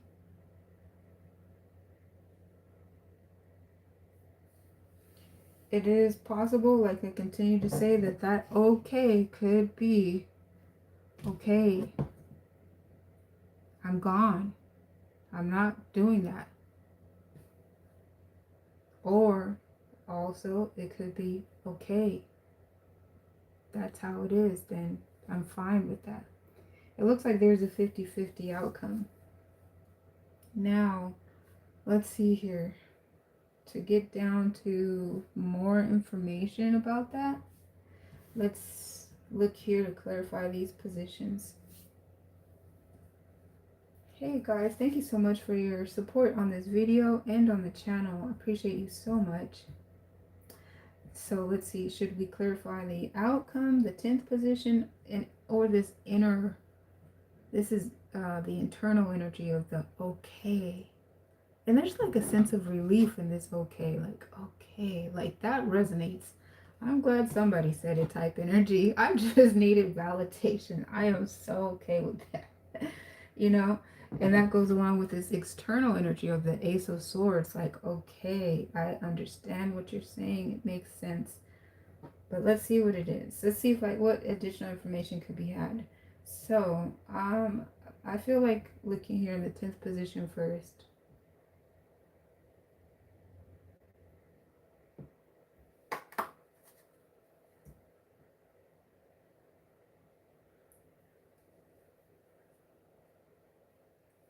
Oh, you see there's the Three of Swords. And so that leans towards the energy of, okay, but there's regret in that okay. Let me see if there's anything else.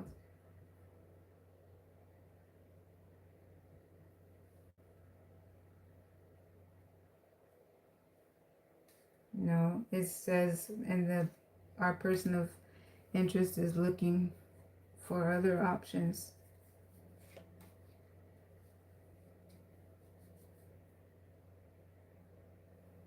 And like I said, what is mutual? The next place I want to look at is what is mutual here is that you both have a third party situation, that you're mirroring each other. Let me look here and see.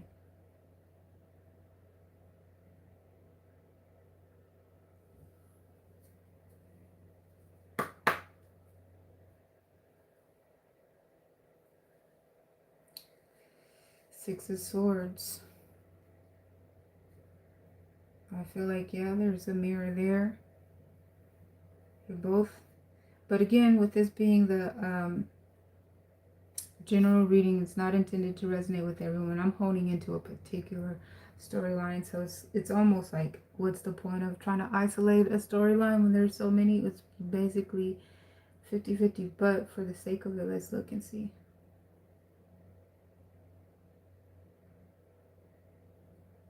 I almost feel like that's all I got, but let me look again. Oh, yeah, it feels like that's all I got. And the Five of Swords, this is the Five of Swords here, brings me back to my reading table, which closes it out. The thing that I was picking up though about it being mutual is that the Six of Swords is talking about, okay, yes, it was mutual, but there's, you know, wanting to move out of the toxicity of that dynamic, and, you know, wondering, is there a chance for this one to just get out of the toxicity of the past, of the third party situation, you know, out of what happened in the past and move forward. But I got to the Five of Swords where somebody is just like, no, enough is enough already. This is how it's going to be. XYZ. Whatever XYZ is. But what's most pronounced in the XYZ is, I'm looking for marriage. I'm looking for a connection that's going to ascend to a higher level of commitment. I'm not looking for anything superficial. I don't want to waste my time anymore in the Seven of Pentacles, looking and evaluating, like, do I have any more time to lose or to waste or to spend in this connection that's not going anywhere? Do I want to be a placeholder in this connection? And also it's starting to give, because they have a connection where their person is also telling them, put their foot down. I need you in my connection. What are you doing? Spreading your energy out? Are you talking to somebody else? You know, so it looks like the other connection that they're in is also calling them to be more present in their connection. So it just feels like, no, I cannot stay here anymore if this isn't going anywhere. And it also does look like they need to pull back their energy to save their resources for the connection that they're choosing to be in. Let me see. I'm going to isolate that Seven of Pentacles. Okay, yeah, you see there? The Seven of Cups, clarifying the Seven of Pentacles. So yeah, that suggests that they have other options too. They have other options as well. So emotional overwhelmedness is what I'm feeling in this Seven as well. Like they can't even think of as too emotionally over, as too, what do you call it, to stimulus, overstimulating to try to think about it anymore.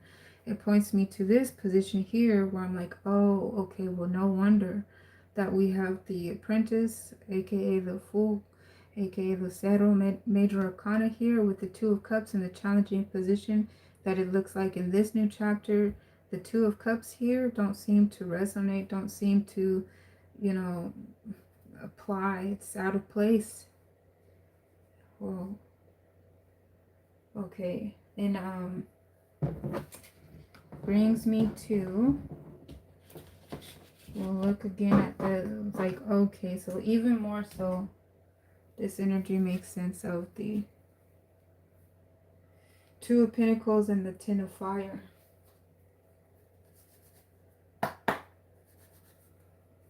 So that is one storyline here. Two of Pentacles and the Ten of Fire. The unknown, the juggling, the wishy-washiness brings it to a breaking point. So now I am curious to bring out another reading deck to look.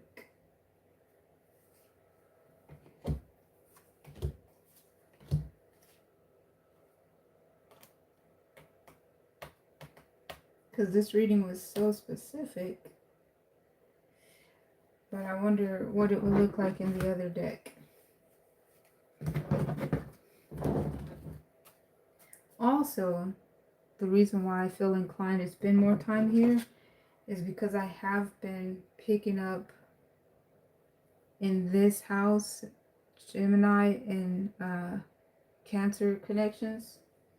I've been feeling very intense energy here. Like, I'm pretty sure there's either a subscriber or someone in the audience that wants to know. Collectively, there's likely some Gemini and Cancer connections that are going through it right now. So, yes, because of that, I want to spend some additional time here. Cancer's energy has definitely been coming up pronounced throughout in other houses as well. The Queen of Cups. So let's see. The other deck that I would want to take a look at, and so if this causes me to have to do multiple series, like a part 1 or a part 2. See here, the Seven of Swords just made an appearance there around this Ace of Pentacle, 4 of Cup.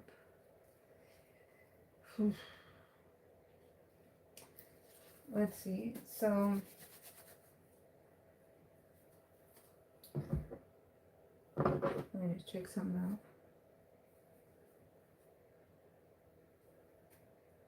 Okay.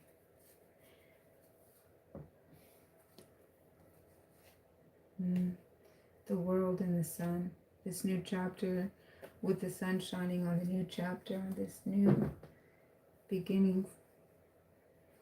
Alright, so let's take a look here using the other deck. Thank you, God, for your goodness and your mercy. This is a stacked deck. Let's just produce a 3-position spread. Okay. King of Pentacles in the first position. Thank you, God, for your goodness and your mercy. 9 of Fire, second position. Magician, third position. Continuing to develop a Celtic cross. Knight of Pentacles. Thank you, God, for your goodness and your mercy. 5 of Fire.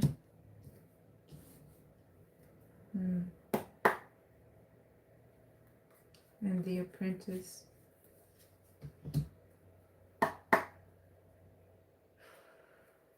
Queen of Pentacles. Lovers.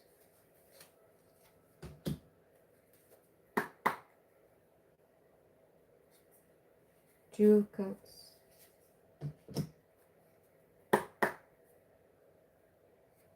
Ace of Swords. Yeah, so see, in this spread right here, I feel like it is describing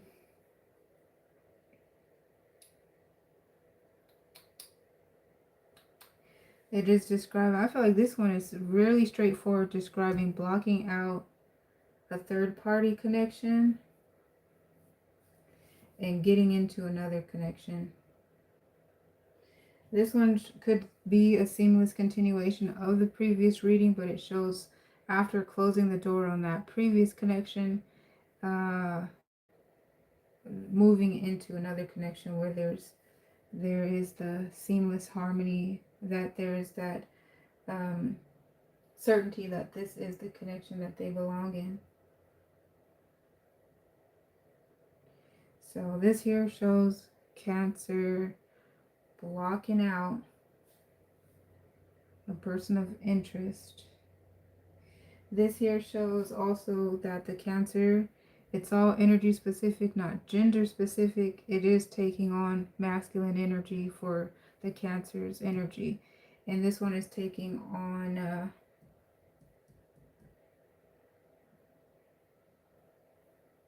that our masculine Cancer is blocking out feminine energy in their third party and moving on to their love with their Cancer. And also there's mutual energy, so it could be a masculine Gemini blocking out feminine obstructive interference. But whoever this energy is, it's describing love coming towards them in their new chapter. And their new chapter is here in this Apprentice, the Cetro, Major Arcana, the Fool.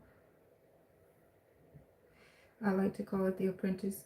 But so yeah, that represents in their new chapter, they have love and they are blocking out obstructive interference for the love that they have their heart and mind set on being with. All right. Now let's see what else. Let's clarify a couple positions. I want to clarify the Magician.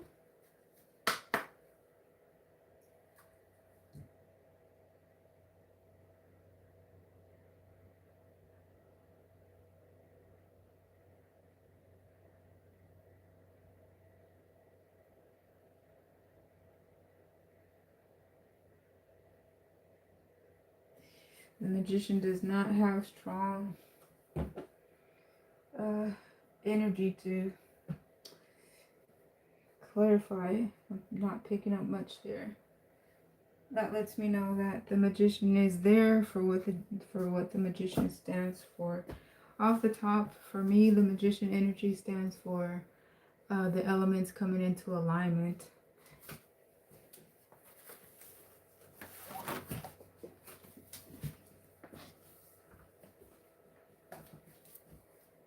You know, perfect timing, synchronicity.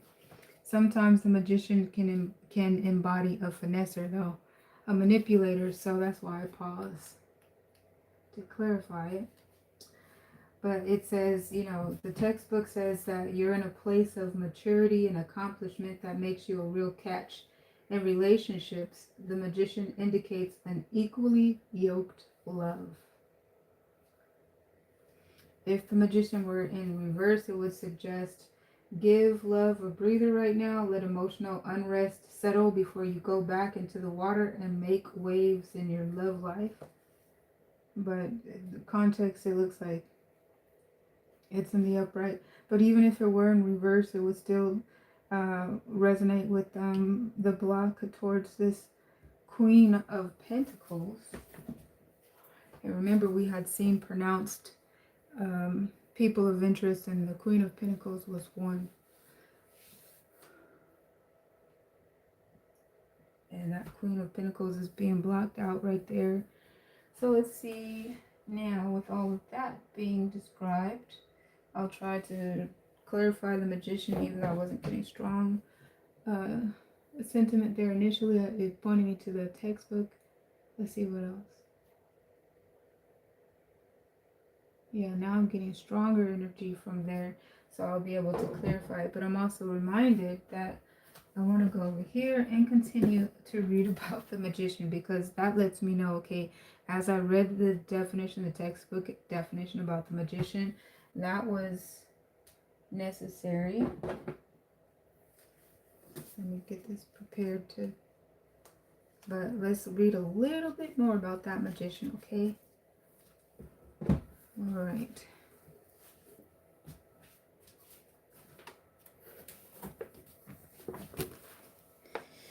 The Magician.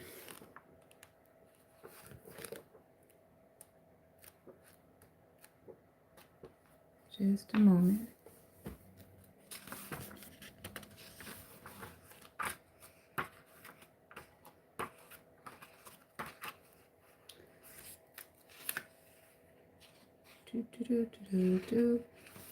Okay. The Magician. Thank you for your patience. Okay, so the Magician. Ooh, the Magician has Mercury energy. So yeah, because we're currently going through Mercury retrograde.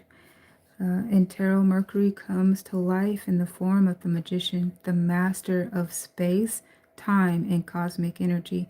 He's proof that our perception of the world changes the world, and that the mind truly is more powerful than matter. The Magician himself is a channel for transformation and change.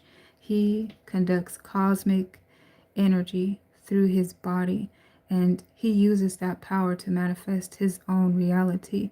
In most depictions of the card, he holds one arm above his head like a lightning rod. His stance is a reminder of the Hermetic maximum, as above, so below. That's the same principle that is often used to explain why astrology and tarot are such effective tools. They both tap into powers greater than ourselves and use the world of ideas to help us understand the world of matter.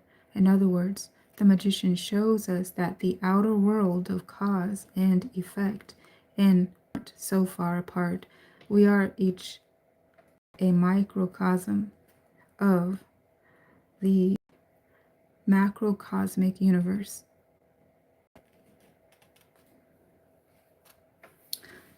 All right, so you know what? That textbook definition is why sometimes when you get the magician in a reading, sometimes it can be a manipulator, a finesser, sometimes. So it talks about everything coming in perfect alignment, as our textbook described, mature energy, and our person is ready to come into a love of a lifetime. And that energy linked with the Fool, the Apprentice, that Zero major arcana is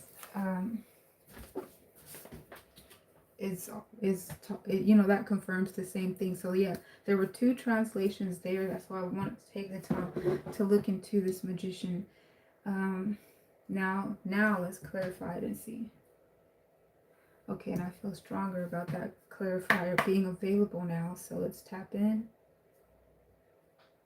Okay, so we have the Jack of Pentacles.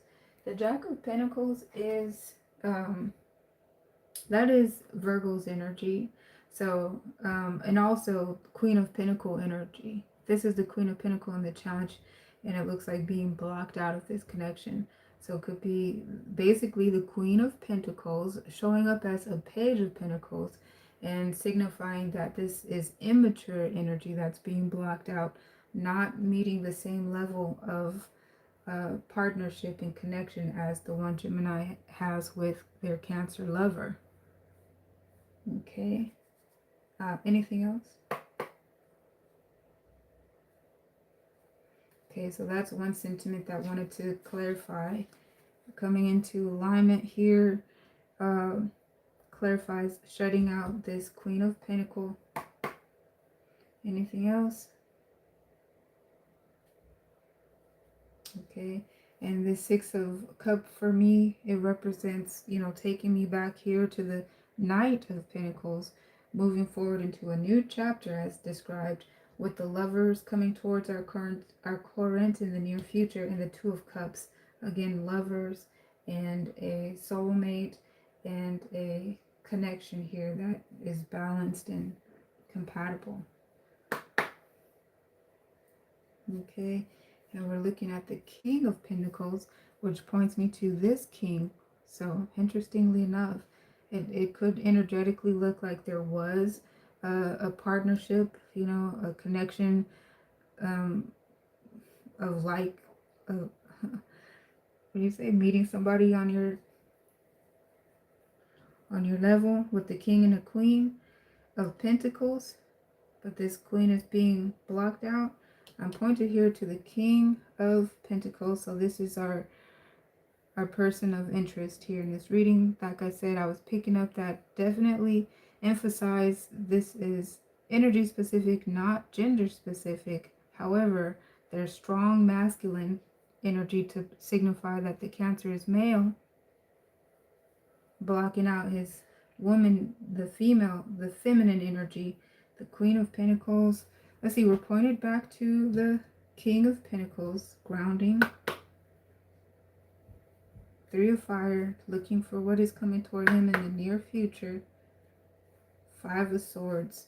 Remember in our previous reading when we seen the Five of Swords putting his foot down, his or her foot down, saying this is how it's going to be and this is how it is, my way or the highway type energy.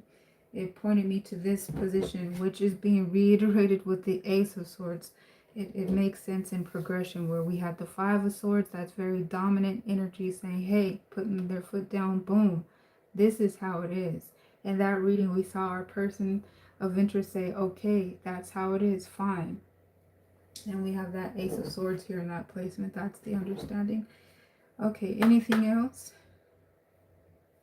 Okay, Eight of Fire talks about some communication coming out there. It reminds me also about the Mercury energy, which also has a counterpart dealing with communication, logic, information, third house energy, Gemini's energy. All right. So for me, it confirms when I was picking up mutual energy to say, this looks like twin flame. Here, it does suggest that this is Gemini's energy. Gemini put his foot down. Gemini said this is how it's going to be. Gemini's Cancerian said, okay, type energy, and complied and came forward with this understanding. But that's what I have there. Now, I always like to pay attention to my reversals. That Ace of Fire is in reverse. Okay, cool. No, it's in the upright. I was holding the deck backwards. But that's what we have there. I also, with that being stated, wanted to look at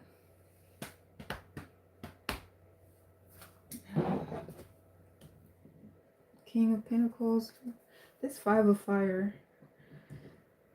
That's the block, okay, guys? So here's a block against this Queen of Pentacles. Here's another block actually crowning the energy in the atmosphere. Hey, Neon. Hi, everybody. Thank you guys for stopping by. I appreciate you so much. All right, let's take a look at that Five of Fire. Okay, guys. So it looked like some additional information wanted to be seen but didn't have enough energy. This technically is Gemini's energy at the Jack of Swords.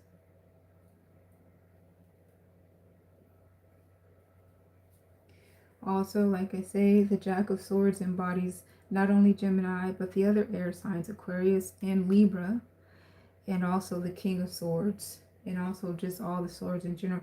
Points me back over here to the Ace of Swords. So we're being clarified with the Jack of Swords there. The Queen of Pentacles here, getting blocked out. The Ten of Fire, the breaking point, you know, breaking point, breakdown for a breakthrough, they like to call it. Okay, and that clarifies it, brings me back to the top again, where that's clarified there. So it reiterated, yes, block, yes, blocked, yes, clarity. What else?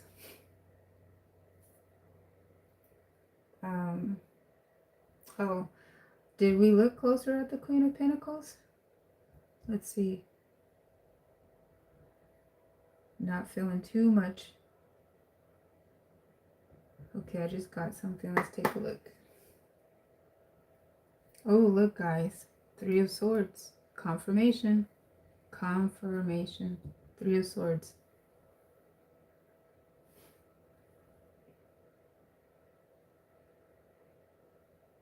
Three of Swords. Heartbreak, betrayal, third-party situations. Anything else?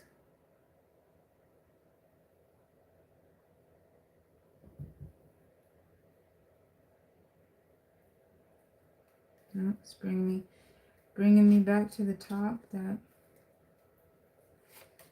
basically, you know, suggesting that Queen of Pentacles is blocked out and looking for their other options.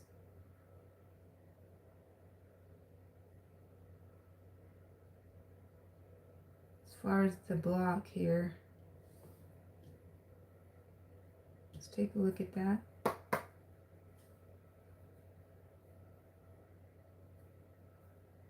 Eight of Pentacles. All right. Those Eight of Pentacles remind me of the headline. How is Cancer showing up to fight for your love, Gemini? By blocking out the obstructive interference. By putting in the work. In this reading it says blocking out obstructive interference, and when you put your foot down, or when they put their foot down, having compliance, mutual agreement, mutual understanding. It looks like this connection has potential to move to a higher level of commitment. But there was also an alternative outcome of going in your own separate ways. All right, so yes, I wanted to look there and using another deck as we did to see if there would be a different storyline altogether or what additional information would be available. Now I just need a moment before we progress into the 5th house.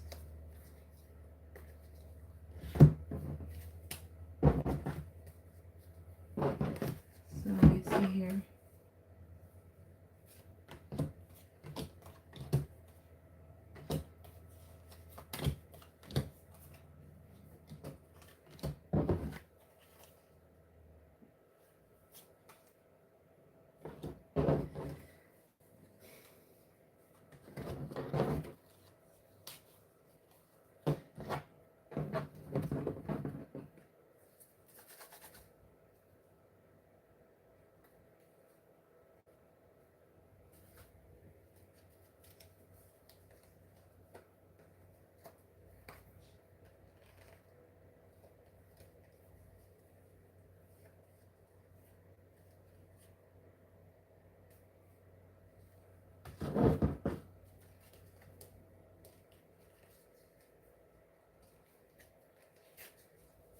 Thank you for your patience.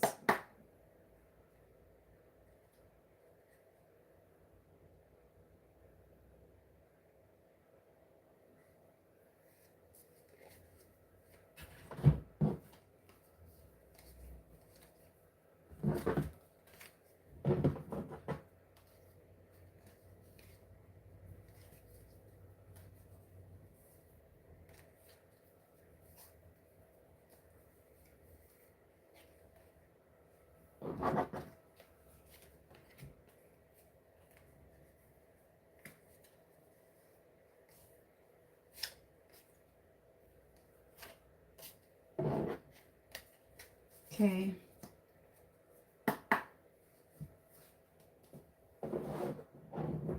All right, so yes, we can move into the 5th house now and look at Gemini and Leo connections.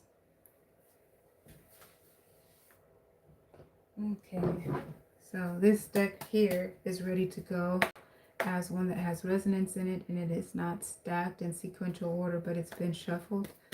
So let's take a look. I'm looking for 3 positions here. Leo and Gemini. Leo and Gemini.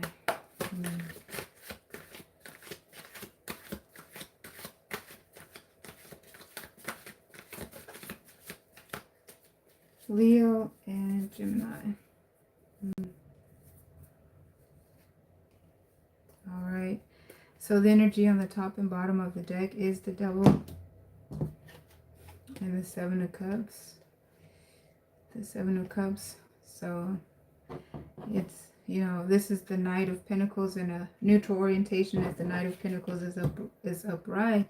It would indicate moving in progression with the intention of moving the connection to a higher level of commitment. In reverse, it suggests, you know, coming to a pause, not moving the connection to a higher level of commitment for whatever reason. So in the neutral orientation, it's not a hard yes, it's not a hard no. And then the surrounding energy here, the 7 of Cups, there's uncertainty, emotional overwhelmedness, potentially a lot of different options, etc. And then this Devil card making an appearance. We talked about that earlier today in the preparation for the tarot video we did, but the 15 major arcana made a pronounced appearance there. So overall, talking about some toxicity, some boundary crossing, some addiction type energy, but then there was also the hint of resonance that suggested such a passionate chemistry, and yes, addictive, romantic, erotica. It's just emotionally overwhelmingness. But as far as raising the commitment to a higher level, with that Knight of Pentacles there, it's in a neutral orientation in our first position, which represent energies from the recent past. We'll continue looking. We'll look for the second position, which represent more current energy. Then the third position represent energy coming toward the current from the near future. Let's take a look.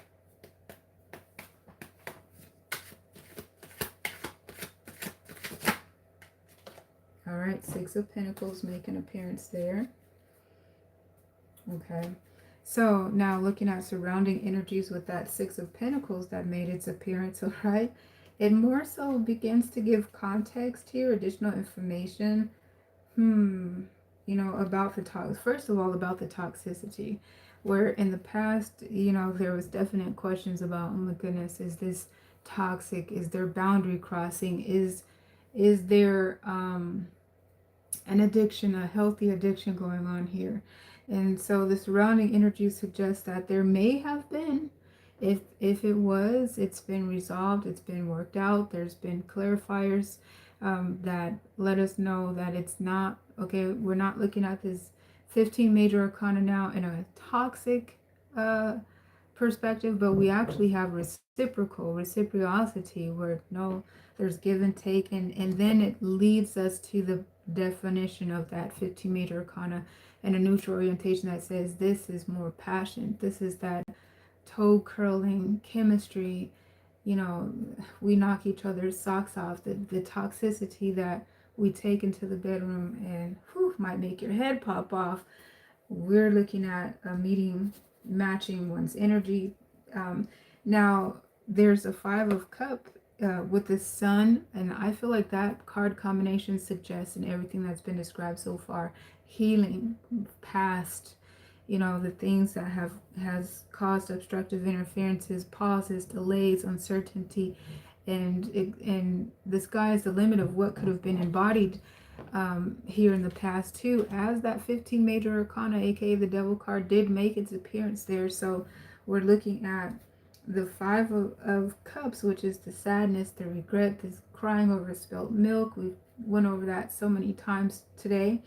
In the Sun. So it's like, okay, the sun is shining on that, suggesting that happened. It was meant to happen. You needed to go through these experiences, these revelations, these epiphanies. You needed your twin flame connection to show you aspects of yourself, how you're coming into the connection. They needed you to also reflect to them how they're coming into this connection, pointing again to why we're looking at our Knight of Pentacles in a neutral orientation, so that you could, if you decided, you can show and prove that you are able to overcome, grow, evolve, learn, improve. The sun is shining. You are a healer now. You're able to heal yourself. You're able to heal others. You're able to heal your connection. Stop crying or lamenting from the past. It's this, it's saying all of these beautiful things, And also, we're looking at the Knight of Swords, so it looks like there's some communication coming towards our lovers and between our lovers in the near future. Let's continue to look here and see what else could be described.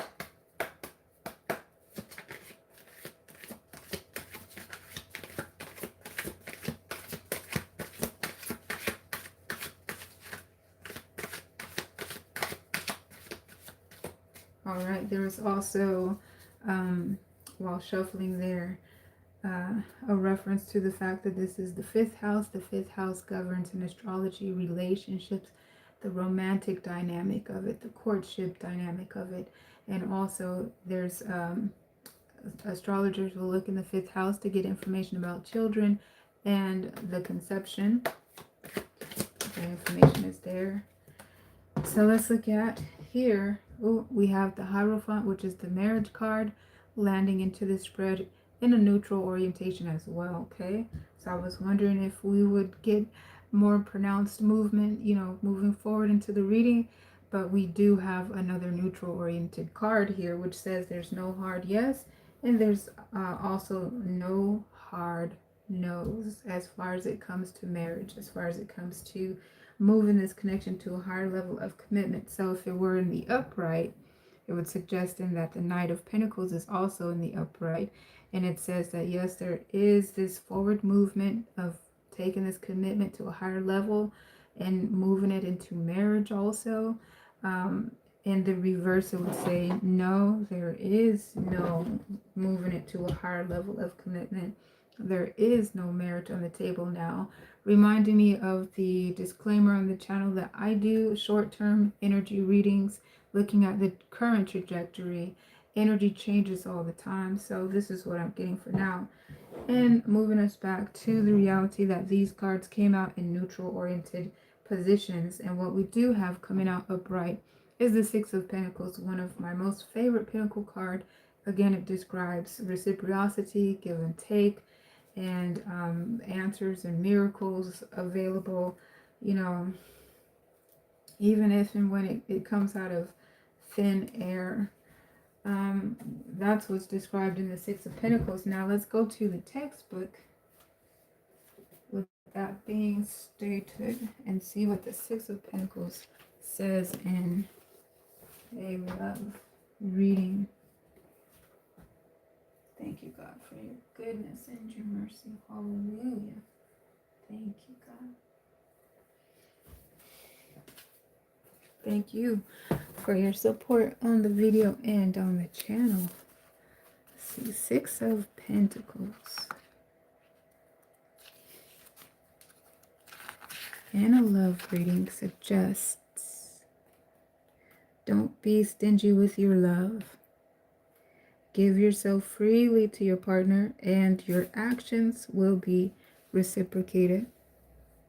If it were to come out in reverse, the Six of Pentacles would say you're tempted to beg your lover to come back or return to him or her. It says, think long and hard before you do this. Make sure there's enough value to salvage in the relationship to start again. Okay. So that is so straightforward for the moment. And we spent so much time in other houses that we can go ahead and move us to our next.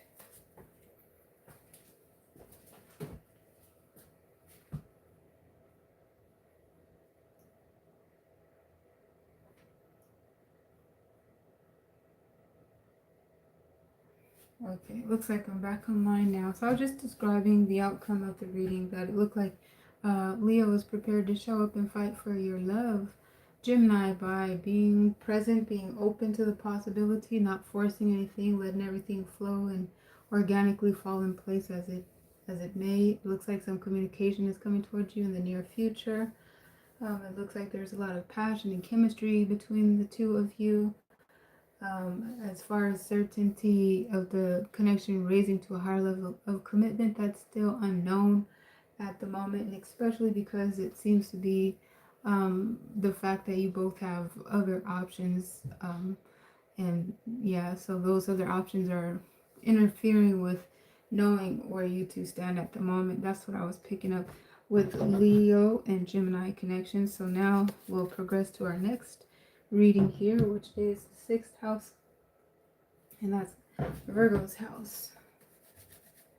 Okay, so let's take a look at Virgo and Gemini connections. This is a general reading which is not intended to resonate with everyone, so if there's any dissonance or doubt, please kindly disregard it. I will be back to do another as soon as possible.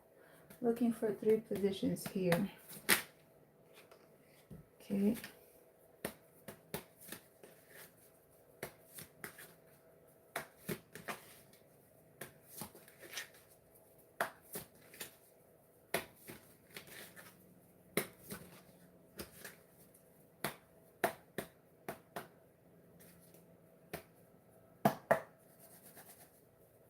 Okay, this is Virgo and Gemini connection. So far, we have the 16 major arcana, which is the Tower, which represent a breakup in the recent past. Something very dynamic disrupted the connection in the recent past. So now I'm looking for the 2nd position, which represent more present energy. 3rd position will represent more of the future energy. Okay. And so the 3 of Fire coming out in reverse and splitting between the Hierophant and the Queen of Pentacles suggests, in the 5 of Swords, that suggests not even looking for a reconciliation.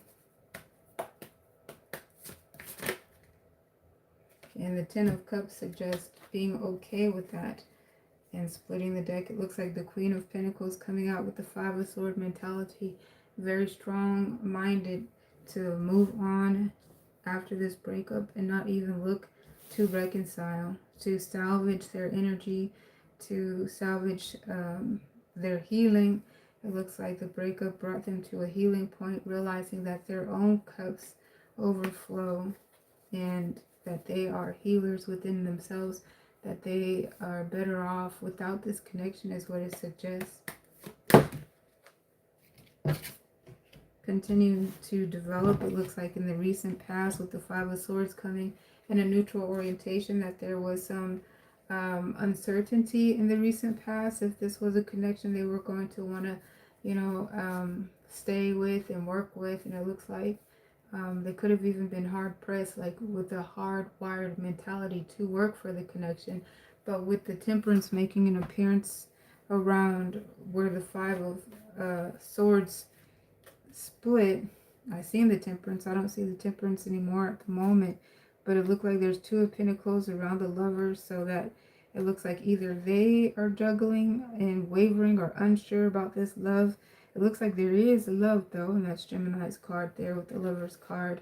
But it looks like after meditating and praying about the situation, taking some time apart with no contact, put Virgo into a mental disposition where they found themselves holding on, but it didn't make sense why they were holding on. They found themselves in the midst of that long distance, no communication energy, closing the chapter and feeling pretty sure that there is no possible hope for this connection to get off the ground, and had salvaged themselves, healed themselves, and realized they're better off on their own. Let me see what else.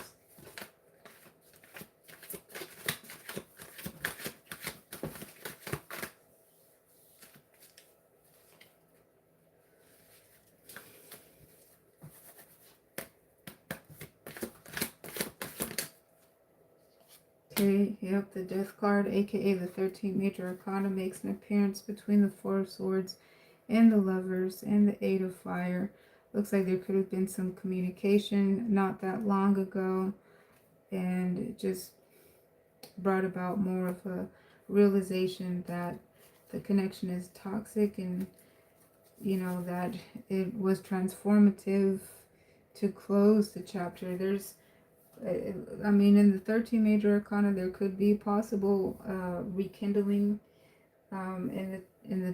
because it's transformative. After a close, there's a new beginning, but it also highly points to a new beginning altogether.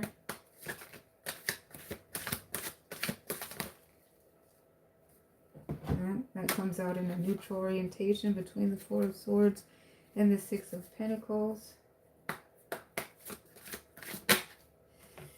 And it looks like the challenge is that there's no give and take, no reciprocity. Yeah, so it looks like they will be overextending themselves at their own expense into this connection.